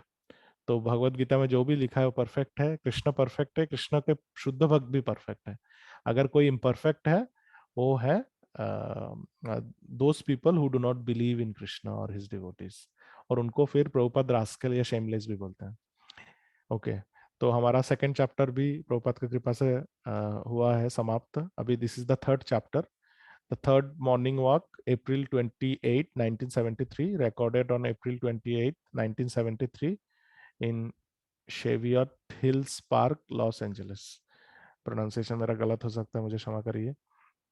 Okay, अभी कौन डिवोटी पढ़ना चाहेंगे ये? Any devotee, any volunteer? Srila Prabhupada is accompanied by. Hare Krishna Prabhuji, I would like to read. हाँ please पढ़िए माता जी। Srila Prabhupada is accompanied by Dr. Singh, Karandhara Das Adhikari, and other students. Scientists as thieves. Srila Prabhupada, holding a rose in his hand. Can any scientist create a flower like this in the laboratory? Dr. Singh, that is not possible. Srila Prabhupada, no, it is not. Just see how wonderfully Krishna's energy is working. No scientist can create a flower like this in his laboratory. They cannot create even a few grains of sand, yet they claim to possess the most advanced intellects in the universe. This is foolish. Dr. Singh, they take matter from Krishna, manipulate it, and then they claim that they have created something wonderful. Srila Prabhupada, at least if they would admit that they have taken the matter from Krishna, that would be good. We understand that everything comes from Krishna. Dr. Singh, but they will not admit that they are taking anything from Krishna. Instead, they say that they are the creators. Srila Prabhupada, how have they created anything? They take the sand and mix it with some chemicals and make glass. They have not created the sand or the chemicals. They have taken them from the earth. How have they created anything? Dr. Singh, they say, we have taken the materials from nature. Srila Prabhupada, from nature means from a person. They have taken from nature, but they are thieves because everything in nature belongs to Krishna. Uh, Iswasyam idam sarvam. Everything is God's creation. Isopnisad mantra 1. In Bhagavad Gita, Krishna states that if one does not perform yajna or sacrifice, he is a thief. Yajna means acknowledging that things have been taken from Krishna. We should think, Krishna, you have given us many things for our maintenance. This much acknowledgement Krishna wants, that's all. Otherwise, what can he expect from you? What are you in his presence? We should acknowledge we should acknowledge Krishna's kindness.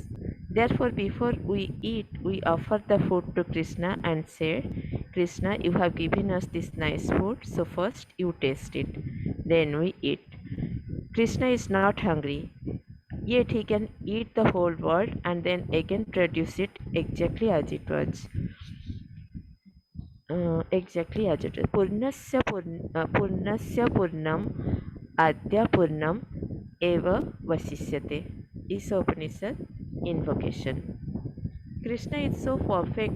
If you take from Krishna all of Krishna's energy, all the energy is still with him. That is perfect conservation of energy. हरे कृष्णा। माता जी आप explain करिए। हरे कृष्णा। हाँ।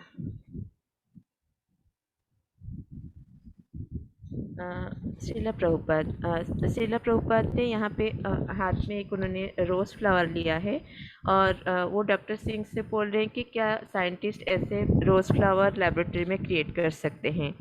तो doctor Singh यहाँ पे बता रहे हैं कि नहीं, ये पॉसिबल ही नहीं है कि कुछ बेसिक मैटर से कोई रोज़ क्रिएट हो सकता है लेबोरेटरी में।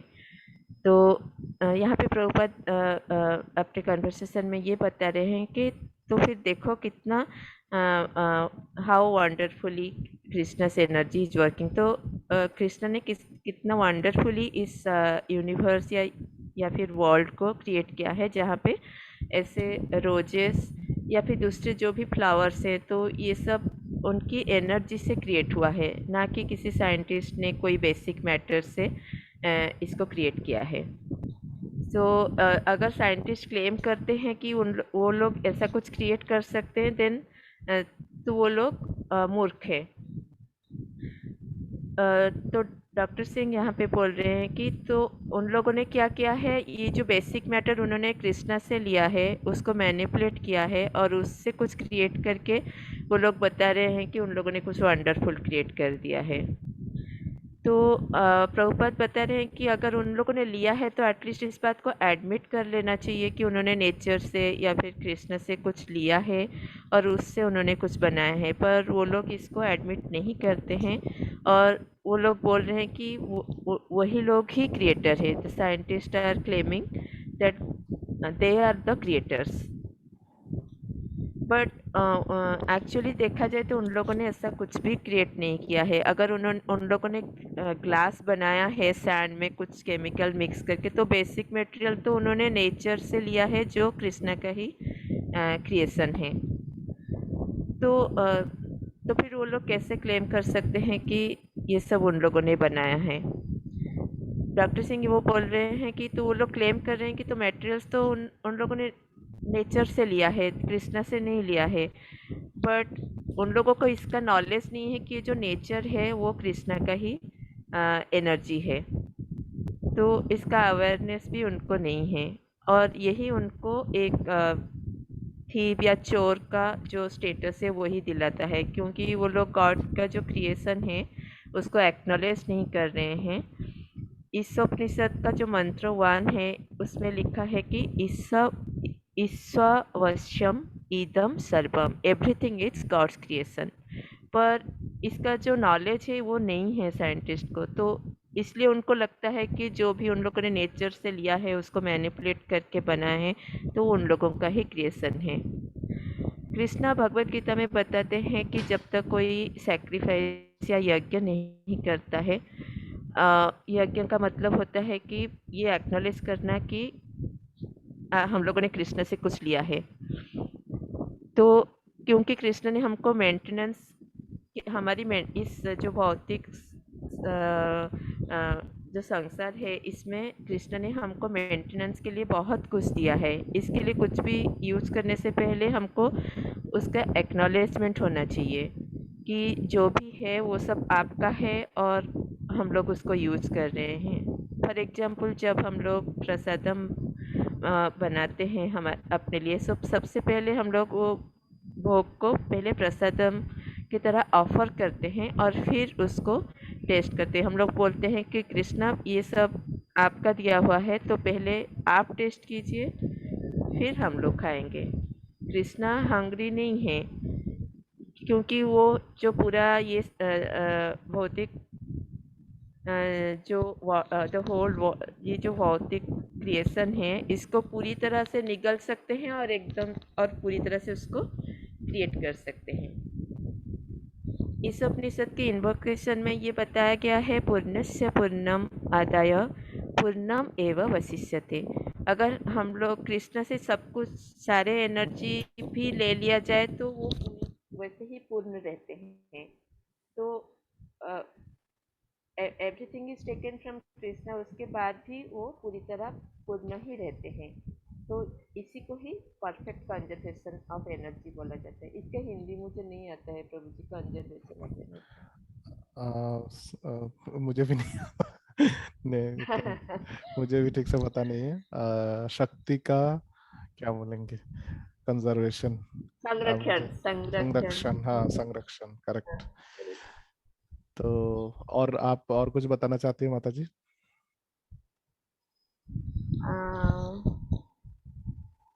नहीं प्रभु जी, बस हाँ, दैट्स ऑल।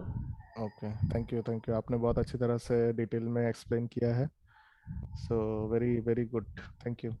तो यहाँ पे प्रभुपाद ने जो बताया है बहुत ही इम्पोर्टेंट है, और जो सबसे इम्पोर्टेंट चीज प्रभुपाद ने यहाँ पे बताया है कि हम लोगों को यज्ञ करना चाहिए। यज्ञ का मतलब है कृष्ण के प्रति हमारा जो कृतज्ञता है वो दिखाना जरूरी है हम लोगों को।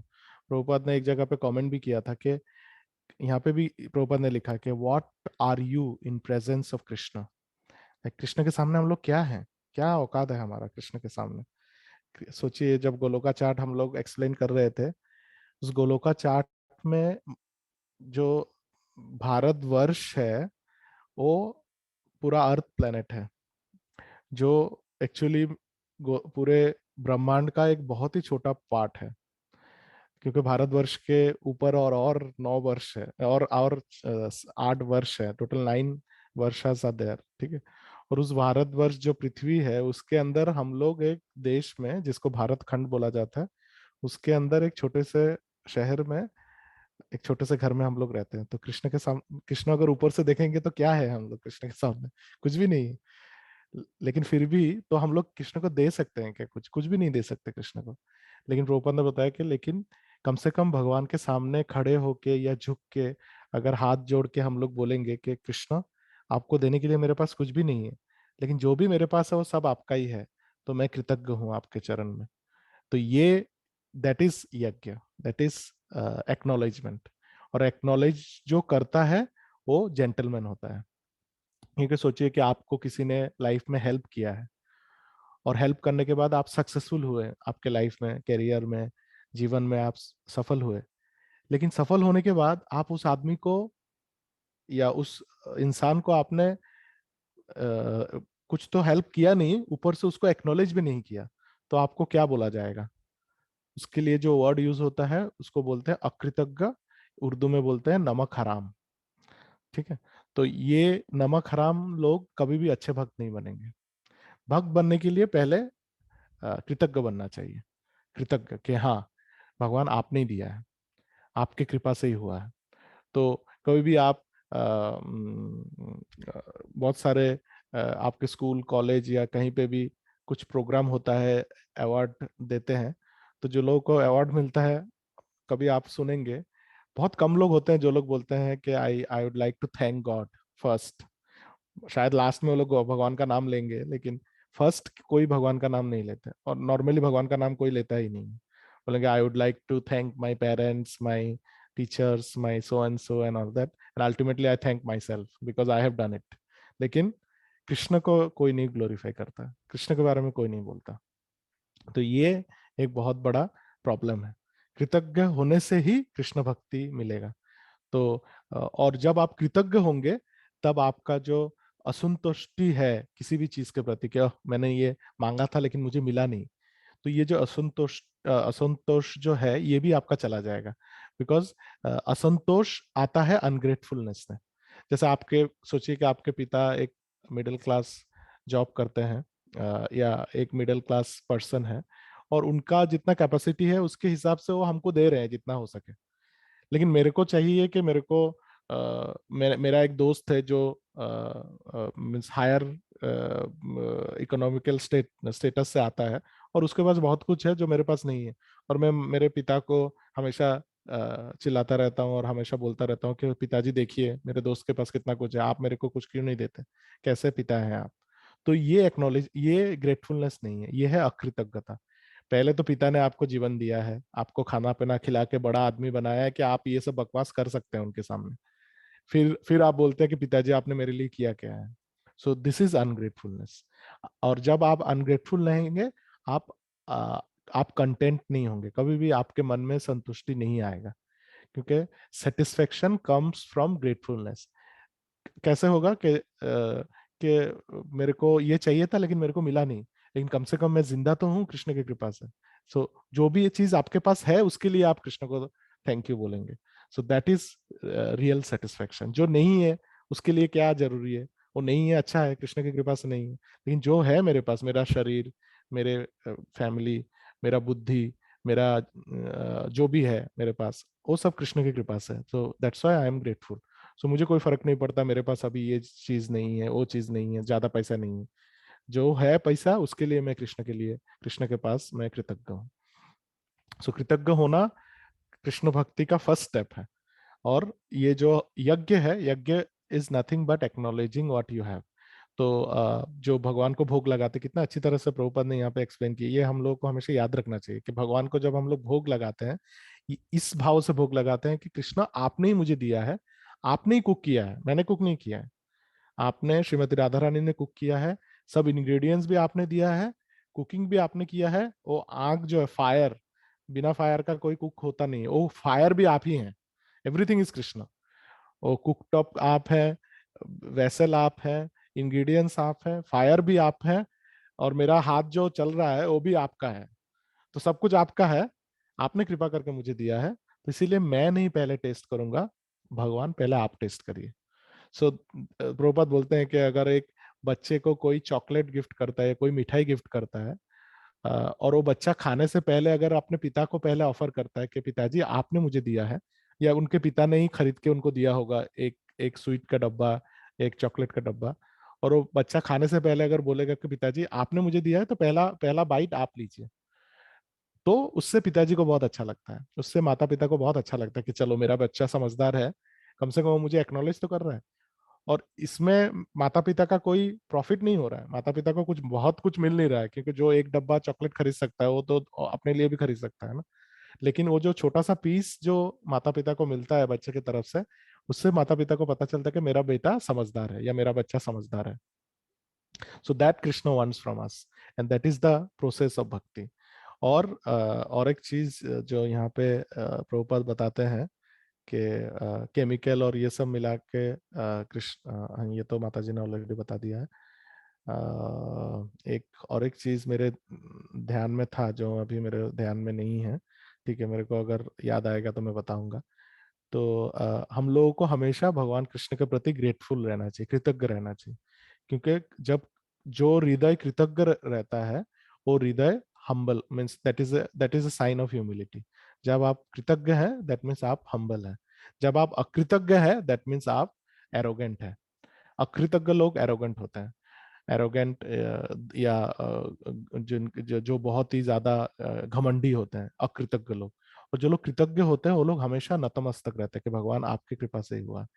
फॉर एग्जाम्पल शिल रूप गोस्वामी, शिल प्रभुपाद, वो लोग इतने ज्ञानी पुरुष हैं, इतने बड़े भक्त हैं, फिर भी कितने कितने सिंपल तरीके से रहते थे।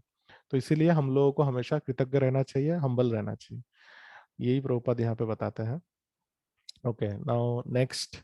और एक I think we can finish this also today. The origin of nature. कोई और पढ़ना चाहेंगे? कोई डिवोटी, एनीबडी फ्री जो पढ़ना चाहेंगे अभी? हरे कृष्णा प्रभु जी। हाँ पवन प्रभु पढ़िए। प्रभु जी, अजय मौर्य प्रभु is with us. Oh, You want to read? ही हाँ प्लीज, अजय मौर्य प्रभु बहुत दिनों के बाद आए, दंडवत प्रणाम। Thank you, Prabhu. Dandavat Pranam. So, Yeah. the origin of nature, Dr. Singh. There is a scientific journal called Nature. It contains articles concerning natural products like plants, flowers, and minerals, but it does not mention God. Srila Prabhupada. We may rightly observe that plants are being produced by nature. But the next question we must ask is, who has produced nature? To us, this is real intelligence. Dr. Singh, they don't generally think about this. Srila Prabhupada, then they are foolish. Where does nature come from? As soon as we speak of nature, the next question should be, whose nature? Is it not so? For instance, I speak of my nature and you speak of your nature. Therefore, as soon as we speak of nature, the next inquiry should be, whose nature? Nature means energy. And as soon as we speak of energy, we must inquire into the source of that energy. For example, if you speak of electric energy, you must accept its source, the powerhouse. How can you deny it? Electricity does not come to us automatically. Similarly, nature is not working automatically. It is under the control of Krishna. Student, in the Vedas, it is said that material energy works under Krishna's direction. Srila Prabhupada, yes, as soon as you speak of energy, there must be a source. हरे कृष्ण, आप थोड़ा explain करेंगे Ajay Yes. प्रभु? हाँ, so origin, जो nature का origin कौन है, तो हम लोग एक जर्नल है, डॉक्टर सिंह ने बोला कि एक जर्नल है नेचर करके, उसमें ये बताया गया है कि सभी जो प्रोडक्ट आते हैं वो नेचर से आते हैं, लेकिन उसमें ये नहीं बताया गया है कि नेचर किससे आता है। तो प्रभुपाद जी वही पूछते हैं कि हमने ये क्वेश्चन पूछना चाहिए कि वो नेचर जो है, जो प्रकृति है, उसको किसने बनाया हुआ है। तो और ये जो क्वेश्चन है वो एक जो है रियल इंटेलिजेंस है, मतलब असली में जो हमारा जो इंक्वायरी होना चाहिए वो ये होना चाहिए कि नेचर को किसने बनाया है। फिर डॉक्टर सिंह बोलते हैं कि वो लोग जो है वो इसके बारे में बात नहीं करते हैं। फिर प्रभुपाद जी बोलते हैं कि वो लोग जो है वो मूर्ख है। नेचर कहाँ से आता है? जब हम नेचर के बारे में बात करते हैं तो हमको ये सोचना चाहिए कि किसका नेचर है, नेचर का जो मालिक वो कौन है। सो यही एक सही क्वेश्चन है।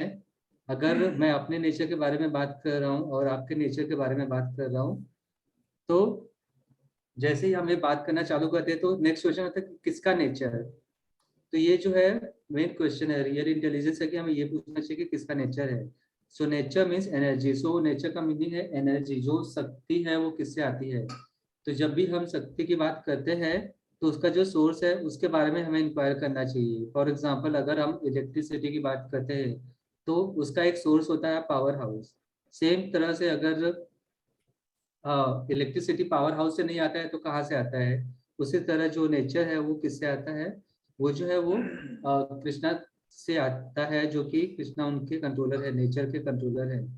और फिर स्टूडेंट लोग बोलते हैं कि जो मटेरियल एनर्जी है वो कृष्णा के डायरेक्शन में काम करती है, ऐसा वेदों में कहा गया है। श्रील प्रभुपाद जी बोलते हैं यस, जब भी हम एनर्जी की बात करते हैं तो there must be a source, तो उसके एक सोर्स होते हैं जो कि कृष्णा है।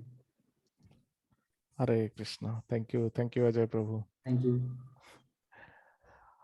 तो प्रभु जी ने बहुत अच्छी तरह से सब एक्सप्लेन किया है, और ये बहुत ही इंपॉर्टेंट क्वेश्चन है कि जब हम लोग बोलते हैं शक्ति तो इमिडिएटली नेक्स्ट सवाल होना चाहिए कि शक्तिमान कौन है फिर, मीन्स या शक्ति कहाँ से आ रहा है, ये हमको पूछना चाहिए। और यही बुद्धि का प्रमाण है, क्योंकि अगर डल मैटर से कैसे कुछ बन सकता है? कोई सजीव व्यक्ति या कोई कॉन्शियस एंटिटी ही क्रिएट कर सकता है, राइट? अभी जैसे बॉम्बे में अभी मैंने सुना है रिसेंटली वेस्टर्न लाइन में मेट्रो चालू हुआ है, राइट? और वो लोगों ने जो मेट्रो शुरू किया है वो ड्राइवर लेस मेट्रो है। अभी फिलहाल कुछ दिनों के लिए ड्राइवर लोग रहेंगे, लेकिन फ्यूचर में उसमें ड्राइवर नहीं होंगे, राइट? तो आप लोग भी देखेंगे कि बिना ड्राइवर का मेट्रो चल रहा है, लेकिन एक्चुअली क्या ये बिना ड्राइवर का चल रहा है? नहीं। वो उसमें ऐसा प्रोग्रामिंग किया गया है कि वो ट्रैक को फॉलो करके वो बराबर हर स्टेशन में वो रुकेगा। हर स्टेशन में ऐसा सेंसर लगाया गया है, हर ट्रैक पे ऐसा सेंसर है, और उस कार में भी सेंसर है जो जिसको ऐसे प्रोग्राम किया है किसी इंसान ने या ग्रुप ऑफ लोगों ने, कि वो बराबर सही जगह पे आके रुकेगा। और बाई चांस अगर कभी कुछ इमरजेंसी हुआ, किसी कारण की वजह से सेंसर ठीक से सिग्नल नहीं दिया और ट्रेन ठीक से प्रोसेस नहीं कर पाया उस सिग्नल को, तो एक इमरजेंसी ऑपरेटर हमेशा होता है जो रिमोटली उस कार को कंट्रोल कर सकता है, ठीक है? क्योंकि ऑब्वियसली जब आप लोग ट्रैवल करेंगे आप लोगों को पता चल जाएगा कि कैसे ये सब काम करता है। तो जस्ट बिकॉज हमको दिखाई नहीं दे रहा है कि ड्राइवर कोई नहीं है, इसका मतलब ये नहीं कि ड्राइवर नहीं है, ड्राइवर है।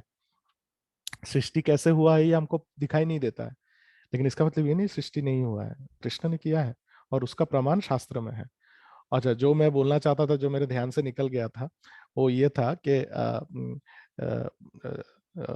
जब भी क्योंकि साइंटिस्ट लोगों के बारे में यहाँ पे बात हो रहा है, तो साइंटिस्ट लोग बहुत एरोगेंट भी होते हैं, कुछ कुछ लोग, और उनके एरोगेंस का ही प्रमाण कभी कभी हम लोग साइंस फिक्शन में देखते हैं। तो बहुत साल पहले एक मूवी निकला था जिसका नाम था ईटी, शायद कुछ डिवोटीज ने देखा भी होगा। उसमें ऐसे फिर एलियन लाइफ के ऊपर बहुत सारे और मूवीज भी बने हैं। कभी भी आपने ऐसा कोई मूवी देखा है क्या जिसमें ऐसा दिखाया गया है कि एलियन लोग दिखने में हमारे जैसा होते हैं? वो हमेशा उनको गिरगिट जैसा या उल्लू जैसा या कुछ अजीब किस्म का उनका शक्ल होता है, बड़े बड़े आंखें होते हैं, ऐसे मीन्स ऐसे दिखने में सुंदर नहीं है ऐसा दिखाया जाता है हमेशा। कभी भी देखिए आप, कोई भी अगर एलियन के ऊपर कोई भी डॉक्यूमेंट्री भी बनता है तो उसमें जो एलियन का जो शक्ल दिखाते हैं वो लोग, वो ऐसा दिखाते हैं कि वो लोग ऐसे मेंढक जैसे दिखते हैं या सांप जैसे दिखते हैं या कुछ अजीब ही दिखते हैं। मीन्स हम लोग ही सबसे ज्यादा सुंदर हैं ह्यूमन बींग्स, और हमसे सुंदर कोई नहीं हो सकता है। सो तो इस ये मैं इसलिए बोल रहा हूँ कि उनको लगता है, ये सब so called scientist, so called science fiction में जो लोग बिलीव करते हैं, उनको लगता है कि हमारा जो इतना सुंदर रूप है, इतना सुंदर रूप और किसी का नहीं होगा। एलियन लोग होते हैं वो लोग तो कुत्सित होते हैं, वो दिखने में ऐसे ही बेवकूफ जैसे होते हैं, लेकिन उनके पास ज्यादा हायर टेक्नोलॉजी हो सकता है, लेकिन वो दिखने में ऐसे होंगे। लेकिन हम लोग जब गोलोकाचार डिस्कस कर रहे थे, जब श्रीमद् भागवतम 5th कैंटो हम लोग पढ़ेंगे, तो हमको पता चलता है कि एक्चुअली सबसे गंदा दिखने वाले लोग हम ही हैं। हमारे नीचे जो पाताल में लोग रहते हैं वो लोग भी हमसे अच्छा दिखते हैं, और हमारे ऊपर जो स्वर्ग लोग में रहते हैं वो लोग भी हमसे अच्छा दिखते हैं दिखने में, और उनका शक्ति भी हमसे बहुत ज्यादा है। They can fly, they can create lots of things, they can control lots of natural phenomena. Patal Lok के लोग भी हमसे ज्यादा शक्तिशाली होते हैं, हमसे दिखने में भी सुंदर होते हैं, और ऊपर जितने भी प्लेनेट है उसमें भी सब लोग हमसे दिखने में सुंदर होते हैं। और लेकिन यहाँ के जो लोग हैं वो लोगों को लगता है कि ईटी लोग दिखने में, जो एक्स्ट्रा टेरेस्ट्रियल या जो बाहर से आते हैं एलियन लोग दिखने में ऐसे होते हैं, ऐसे ऐसे कुरूप दिखने में, ऐसे खतरनाक दिखने में ऐसे लगते हैं वो लोगों को। और उनको वो दिखाते हैं कि एलियन लोग सिविलाइज नहीं होते, उनके अंदर वो सिर्फ डोमिनेट करने के लिए आते हैं, ऐसा दिखाते हैं। व्हाट इज द, मैं नहीं बोल रहा हूँ कि वो सब सच है, लेकिन science fiction is based on current science, उसके ऊपर ही वो लोग हाइपोथेसिस निकाल के वो लोग ऐसा साइंस फिक्शन बनाते हैं जो फ्यूचर में वो लोग फिर सोचते हैं कि ऐसा ही होने वाला है। तो ये हमारा एक एरोगेंस का प्रमाण है कि जो ये सब एलियन डॉक्यूमेंट्री, एलियन मूवीज में वो लोग दिखाते हैं कि एलियन लोग दिखने में इतने कुत्सित होते हैं, इतना दिखने में इतना खतरनाक होते हैं, लेकिन एक्चुअली में they look much more better than us, they are much more intelligent than us. और उनका बॉडी भी बहुत अच्छा होता है, क्योंकि वो लोग का बॉडी में सटल पोर्शन ज्यादा होता है, ग्रॉस एलिमेंट कम होता है, और उनके पास ताकत भी बहुत ज्यादा होता है। और इसका सबसे बड़ा प्रमाण है जो इंद्र है या वरुण है या सूर्यदेव है, उनका सूर्यदेव, वो लोग का बॉडी, सूर्यदेव का बॉडी तो पूरा सटल एलिमेंट मीन्स फायर से बना हुआ है। वो इतना ब्राइट है कि उनको देख भी नहीं सकते हम लोग, ही इज सो ब्राइट। तो ये एक प्रमाण है कि हमारा, कि हम लोग सोचते हैं कि बाकी एलियन होते नहीं है, अगर होंगे तो भी वो हमारे जैसा तो बिल्कुल नहीं है, हमसे गए गुजरे होंगे, लेकिन एक्चुअली ऐसा है नहीं। So this is another sign of arrogance or shamelessness of the so-called scientist. Okay, तो यहाँ तक हम लोगों ने पढ़ा है आज। तो किसी के मन में कोई प्रश्न या कोई कमेंट है तो प्लीज आप बोलिए, किसी को कुछ पूछना है या कुछ बताना है।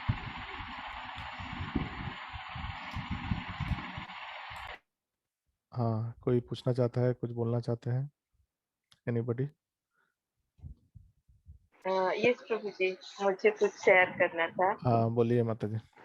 मुझे बहुत अफसोस है कि आज तक कोई भी साइंस फिक्शन में थोड़ा अच्छा एलियन नहीं दिखाया गया। मुझे इस बात का बहुत अफसोस है। अब तक इतने सारे साइंस फिक्शन मूवी देख चुकी हूँ, सिर्फ एक अवतार में थोड़ा सा अच्छा दिखा था, लेकिन इसके अलावा और कोई भी मूवी में एक भी अच्छा एलियन नहीं है। हाँ अच्छा है ना, तो इसीलिए मूवी देखना नहीं चाहिए हम लोग। कब से ट्राई कर रही हूँ कि कोई ऐसा मूवी हो जिसमें एलियन थोड़ा सा इंटेलिजेंट भी हो और देखने में भी थोड़ा अच्छा हो, लेकिन आप एकदम सही बोल रहे हैं, एक भी मूवी नहीं है जिसमें एलियन थोड़ा सा अच्छा हो दिखने में। क्योंकि वो लोग, जो लोग बनाते हैं वो लोग एक्चुअली अच्छे नहीं होते हैं, इसीलिए वो लोग ऐसा दिखाते हैं।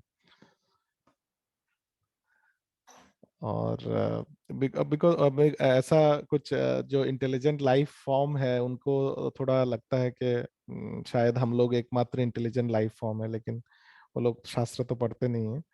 और फिर भी बहुत सारा चीज वो लोग दिखाते हैं ऐसा, जैसे ये वर्ड अवतार, ये आया कहाँ से? ये वर्ड तो संस्कृत का वर्ड ही है। तो वो लोग, हाँ, ये तो सिर्फ वर्ड संस्कृत से ले लिया है, लेकिन उसका कोई प्रेजेंटेशन मतलब नहीं है। करेक्ट। इसलिए वो लोग अगर जिस शास्त्र से ये वर्ड लिया है वो शास्त्र को थोड़ा पढ़ लेते तो उनको थोड़ा अच्छा ज्ञान मिल जाता फिर। लेकिन प्रभुपाद का बुक अगर सबके घर में पहुंचेगा तो शायद वो लोग पढ़ेंगे, फिर उनका भी उन्नति हो सकता है। हरे कृष्ण। और कुछ बताना है क्या माता जी? हाँ, मतलब कोई भी साइंटिस्ट को शायद मतलब हायर वर्ल्ड या फिर जो लोअर वर्ल्ड से उसका मतलब आ, थोड़ा सा एक सुपरफिशियल नॉलेज ही है, मतलब पूरा पूरा ज्ञान नहीं है। मतलब दे आर अवेयर की है there are higher worlds, there are lower worlds, क्योंकि कुछ कुछ साइंस फिक्शन मूवीज में वो लोग दिखाते हैं कि the higher worlds are existing but the lower and the lower worlds are existing.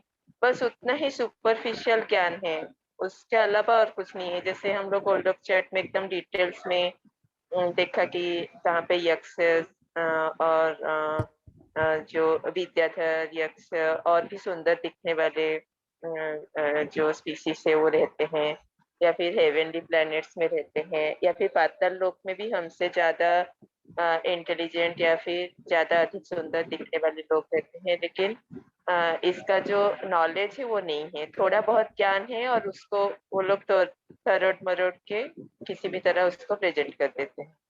Correct. इसके लिए वो लोग उसको ठीक से प्रेजेंट नहीं कर पाते हैं, बस अपना ज्ञान का जो लिमिटेशन है बस वहीं तक ही प्रेजेंट कर सकते हैं।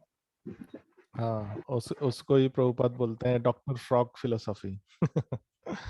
कि मुझे जितना पता है शायद उतना ही सही है, मेरे ज्ञान के सीमा के बाहर और कुछ हो नहीं सकता।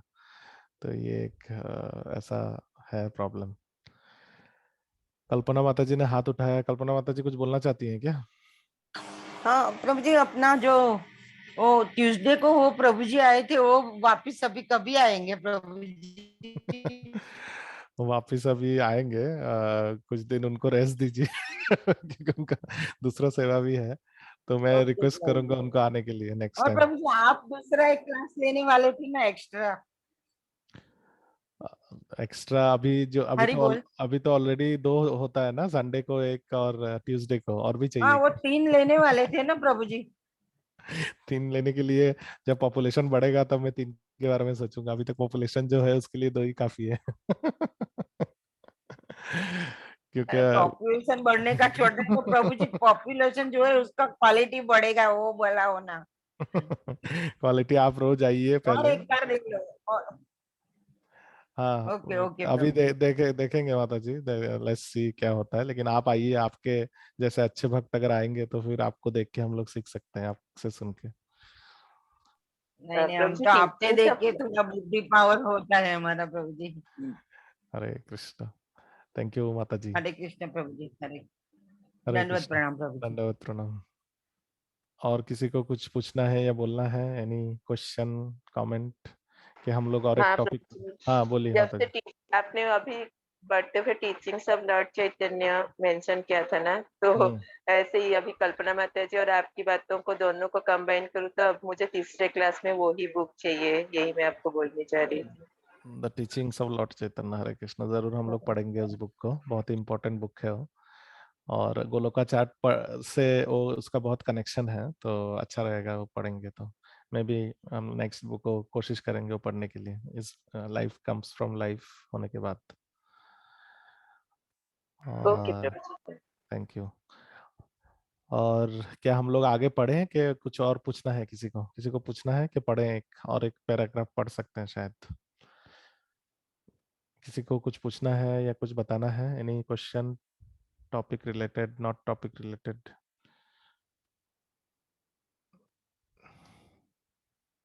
ओके, तो फिर एक ये वाला भी पढ़ लेते हैं, the mirage of material world. तो कौन पढ़ना चाहेंगे? वरुण प्रभु फ्री है क्या, या कोई और प्रभु, या माता जी, एनीबडी? यस प्रभु जी, फ्री हैं, पढ़ते हैं। पढ़िए। Yes sir. The mirage of the material world. Karandhar, geologists study the strata of the Earth's crust to trace out the origin of the Earth. Srila Prabhupada, but these strata are being created and destroyed at every moment. Now they are one way, and a half hour from now they will be different. They are Jagat, always changing. Krishna states in Bhagavad Gita 8.4, Adi Bhutam Sharo Bhava. Physical nature is known to be endlessly mutable.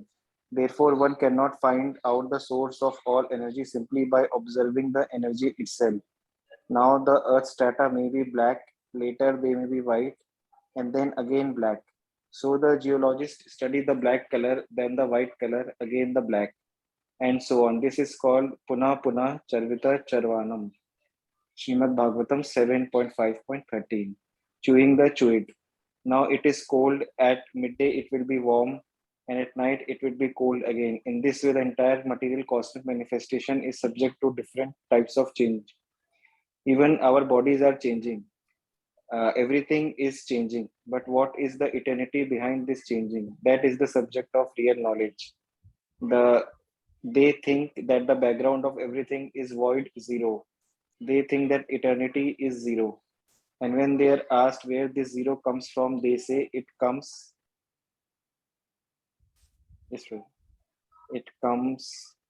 from nothing. So we must ask them, how have the varieties come about? The Vedic conclusion is that the variety is eternal. Although the changing varieties the scientists study in material world are temporary, these varieties are shadow varieties. Real varieties exist eternally in the spiritual world. Dr. Singh. So the material universe is like a mirage. Srila Prabhupada, yes, suppose I think I see water in the desert when there is not water. This is an illusion. Water exists but not in the mirage. Similarly, the material varieties we see, the varieties of enjoyment are like that mirage. We, the living entities, are meant for enjoyment, but we are seeking enjoyment in a false place, in an illusion. We are like the desert animals who run after water in a mirage and eventually die of thirst. They cannot relieve their thirst with such illusionary water. Similarly, we are trying to manufacture many things to satisfy our thirst for enjoyment, but we are being baffled at every turn because material existence is an illusion. Therefore, real intelligence means to inquire what is the reality? What is the eternal substance behind the illusion? If we can find that out, we can experience real enjoyment. Hari Hari. So So, Varun Prabhu आप थोड़ा explain करिए. yes, probably the mirage of the material world. तो main topic यही है प्रभु जी कि Srila Prabhupada is saying कि this world is like a mirage. तो करंदर जी पूछते हैं कि द जियोलॉजिस्ट जो है मतलब जो अर्थ को मतलब भूमि को आई थिंक खोदते हैं तो they are trying to study the earth crust to find the origin of the earth. मतलब कि जैसे फॉसिल्स जो रहते हैं I think they are trying to study that. तो Srila Prabhupada says but this data और ये जो मतलब अर्थ की जो सतह है वो बार बार चेंज होता रहता है, उसमें परिवर्तन होता रहता है. तो like even Prabhupada is saying कि हर एक आधे घंटे में भी it is undergoing some kind of change. So it is always changing. तो कृष्ण भगवान भी बोलते हैं 8.4 में आदि भूतम शरो भवा, मतलब physical nature is known to be endlessly mutable. तो ये भी है, ये श्लोक भी है प्लस प्रभु जी को अपना बहुत फेमस श्लोक भी है दुकाल्यम अशाश्वतम. तो everything is nothing is permanent in this material world. तो this is the main point which Prabhupada is trying to put forth. therefore one cannot find out the source. तो then प्रभुपाद जी कहते हैं कि हम सिर्फ शक्ति को देख के मतलब अंदाजा नहीं लगा सकते हैं कि इसका सोर्स क्या है, ये शक्ति आई कहाँ से. तो जैसे बता रहे हैं कि अर्थ की जो सतह है वो कभी आपको काला दिखेगा, फिर वाइट, अगेन ब्लैक. तो everything is changing, so nothing is permanent there. And then ये जो फेमस श्लोक है इसका भी मेंशन होता है, पुनः पुनः चर्विता चर्वाणम. तो चूइंग द चूइट. तो ये मतलब ये जो श्लोक है इसमें आई थिंक एक जो गन्ना है उसका बारे में बताते हैं कि दिस मटेरियल वर्ल्ड में जो भी आनंद है दैट इज, इसका कंपैरिजन क्या है कि मटेरियल वर्ल्ड का क्या आनंद का जो लेवल है क्या है. तो once you chew out the sugar cane तो उसके बाद फिर उसमें कुछ बचता नहीं है, but still we if again you chew it, so that is what उसके पीछे हम सब लोग मतलब तत्पर हैं. तो this is what the ananda of this is material world is compared with. And फिर again the temporary nature is discussed कि कभी ठंडी होती है, कभी गर्मी होती है. And तो finally मतलब if we ask the material people कि what is causing this change, मतलब इस सब change का source क्या है. तो the scientist उनको मतलब because of the lack of knowledge they will say कि the source is void, मतलब इसका कोई source नहीं है. तो basically everything is has come from void. तो but this is not true. ऐसा मतलब if something has come up तो मतलब कुछ उसका जैसे कहते हैं क्रिएशन है तो उसका क्रिएटर भी होना ही चाहिए. तो देन प्रभुपाद जी आस्क सेकंड क्वेश्चन की जो वेराइटीज हैं जो हमको मतलब अलग अलग प्रकार की सब विविधता दिखती है, ये कहाँ से आई, मतलब how can all this come from void. तो and then Prabhupada ji explains कि ये जो वेराइटी है ये सब इटर्नल है. एंड द साइंटिस्ट जो भी मतलब अपना ज्ञान लगाते हैं that is all speculation. And these जो वेराइटीज हैं मतलब the varieties are also कुछ बेस नहीं है. बट फाइनली प्रभुपाद जी बताते हैं कि जो यहाँ पे हमको जो विविधता मिलती है, जो वेराइटी मिलती है, इट इज अ वेरी मतलब it is a spark of the real varieties which exist in spiritual world. तो then doctor Singh asked this question कि Prabhupada ji do you think कि मतलब ये जो जगत है it is like a mirage. तो मिराज इज लाइक डेजर्ट में कभी कभी हम चलते जाते हैं तो because of some kind of physical phenomena ऐसा लगता है कि सामने पानी है, but if you go there we find कि मतलब अगेन वहाँ पे डेजर्ट ही है. तो this is the definition of mirage. तो यस, प्रभुपाद जी वही बताते हैं कि दैट इज एन इल्यूजन. तो वी थिंक कि वहाँ पे एक वाटर का सोर्स है, बट इन रियलिटी वहाँ पे भी डेजर्ट ही है. तो सेम मतलब same is the situation of this material world. So whatever we are trying to enjoy, whatever we are trying to manufacture to aid in our enjoyment, all like that is further increasing our illusion, and we are like desert animals who run after water in a mirage and eventually die of thirst. So basically statement का ही मतलब है कि we will always try to find a higher level of enjoyment by trying to satisfy our senses, but we will never be satisfied क्योंकि मतलब our final satisfaction lies in satisfying the supreme. And finally we are baffled at every turn to satisfy. Yes, and therefore real intelligence needs to inquire where is the reality, what is the eternal substance behind the illusion. So finally then Prabhupada ji concludes कि we should inquire कि what is मतलब ये जो पूरी माया है, ये जो मतलब इसके पीछे कुछ ना कुछ तो इटर्नल चेंज होगा जो कि मतलब which doesn't undergo any kind of change. So that is what if we can find that out, then we can experience real bliss, real enjoyment.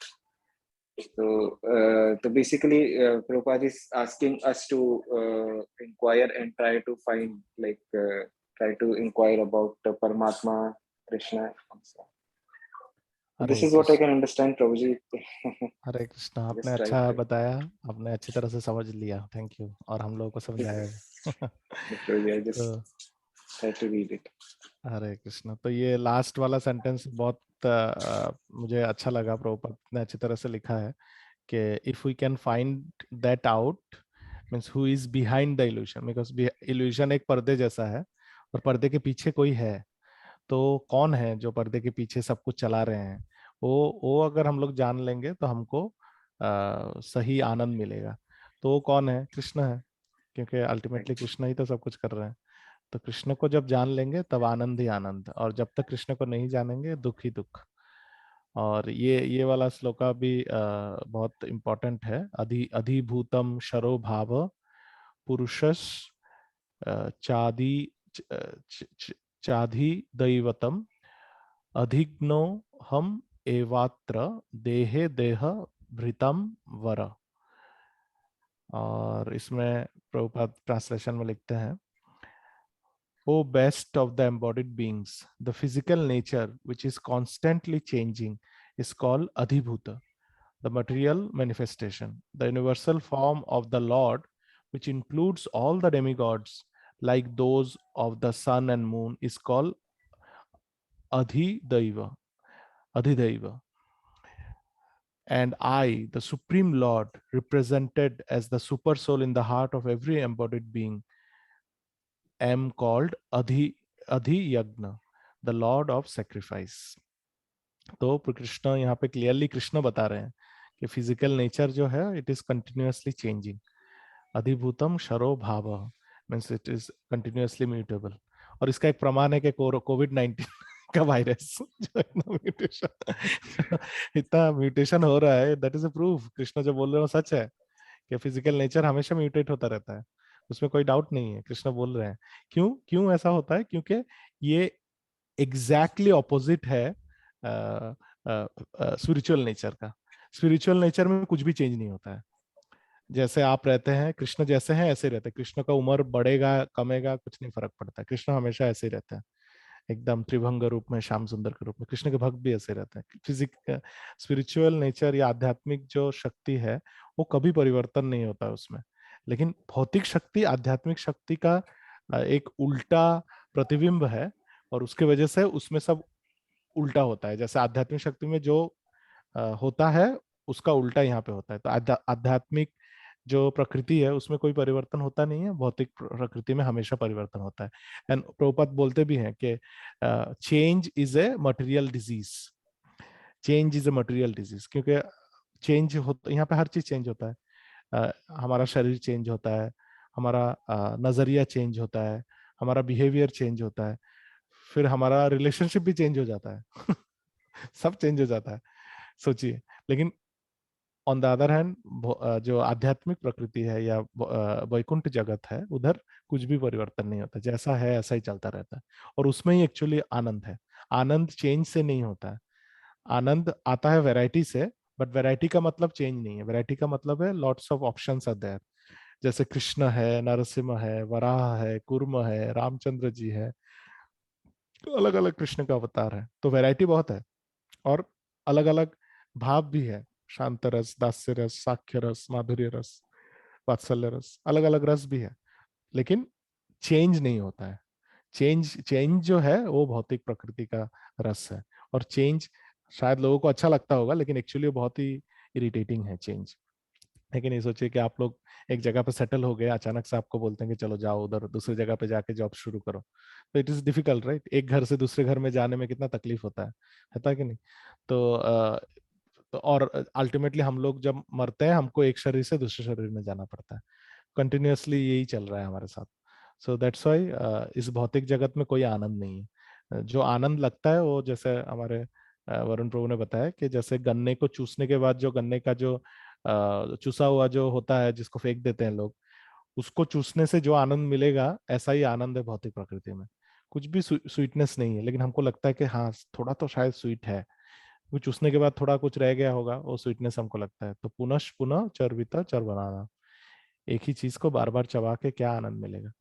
तो हमारा शरीर है वो गन्ने का जो है वो जूस, जिसको निचोड़ के यहाँ पे डाला गया है, और हम लोग इसी शरीर को निचोड़ के रस निकालने की कोशिश कर रहे हैं, लेकिन फायदा कुछ मिल नहीं रहा है। हम लोग सिर्फ असंतोष और दुख के सागर में ही डूब रहे हैं बार बार। तो ये प्रभुपाद यहाँ पे बताता है। और इसके साथ हमारा most probably second third chapter भी अभी खत्म हुआ है। तो अगर किसी को कुछ पूछना है या कुछ बताना है तो प्लीज आप बता सकते हैं। Anybody would like to say anything और ask anything, please go ahead.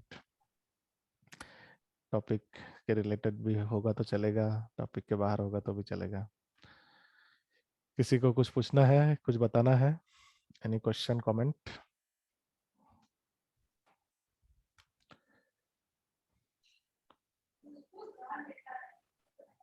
Okay, अगर नहीं है तो बहुत अच्छा है, कोई प्रॉब्लम नहीं है। तो फिर हम लोगों ने थर्ड चैप्टर आज खत्म किया प्रभुपाद की कृपा से। तो हम लोग नेक्स्ट वीक फोर्थ चैप्टर पढ़ेंगे, द फोर्थ मॉर्निंग वॉक, और इसके ऊपर चर्चा करेंगे। तो अभी हम लोग फिर आज यहाँ पे विराम देते हैं। और I think 10th of April को रामनवमी है, तो बहुत ही अच्छा दिन है। अगर आप लोगों का छुट्टी होगा तो मंदिर जा सकते हैं, छुट्टी नहीं है तो घर घर पे या जहाँ पे भी हैं उधर रह के आप ऑब्जर्व कर सकते हैं। और फिर अच्छी तरह से आप लोग भगवान के लिए भोग वगैरह बना के भी ऑफर कर सकते हैं। तो आज फिर हम लोग एक साथ हरे कृष्ण महामंत्र जप करके 4-5 बार फिर हम लोग आज समाप्त करते हैं। और जो भी भक्त यूक्रेन रशिया में जिनको भी थोड़ा तकलीफ हो रहा है, और बाकी लोगों को भी बहुत तकलीफ हो रहा होगा, उनके लिए हम लोग प्रे करेंगे हरे कृष्ण महामंत्र और फिर समाप्त करेंगे। तो आप लोग मेरे साथ रिपीट कर सकते हैं। नमो ओम विष्णुपादाय कृष्णपृष्ठाय भूतले श्रीमते भक्ति वेदांता स्वामी निति नामिने नमस्ते सरस्वती देवे गौरवाणी प्रचारिणे निर्विशेष शून्यवादी पाश्चात्य देशतारिणे। जय श्री कृष्ण चैतन्य प्रभु नित्यानंद श्री अद्वैत गदाधर शिवासादि गौर भक्त। हरे कृष्ण कृष्ण कृष्ण कृष्ण कृष्ण हरे हरे, हरे हरे हरे राम राम राम राम राम हरे राम हरे, हरे हरे हरे हरे कृष्ण कृष्ण कृष्ण कृष्ण कृष्ण हरे कृष्ण हरे, हरे हरे हरे हरे राम राम राम राम हरे राम हरे, हरे हरे हरे हरे कृष्ण कृष्ण कृष्ण कृष्ण कृष्ण हरे कृष्ण हरे, हरे हरे हरे हरे राम राम हरे राम हरे, राम राम हरे हरे हरे कृष्ण कृष्ण कृष्ण कृष्ण कृष्ण हरे कृष्ण हरे, हरे हरे हरे हरे राम राम राम राम राम राम हरे राम हरे। हरे हरे वाञ्छा कल्पतरुभ्यश्च कृपा सिन्धुभ्यः पतितानां वैष्णवेभ्यो नमो नमः। अनंत कोटि वैष्णववृंद की जय। जगत गुरु शिल प्रभुपाद की जय। उपस्थित गौर भक्त वृंद की जय। निताय गौर प्रेमानंदे हरि हरि बोल। सिद्धार्थ हरे प्रभु की जय। जय शिल प्रभुपाद की जय। Thank you for joining. और दंडवत प्रणाम। नेक्स्ट संडे को हम लोग मिलते हैं फिर से। हरे कृष्णा। दंडवत प्रणाम। हरे कृष्णा, दंडवत प्रणाम। कृष्णा। दंडवत प्रणाम। दंडवत प्रणाम।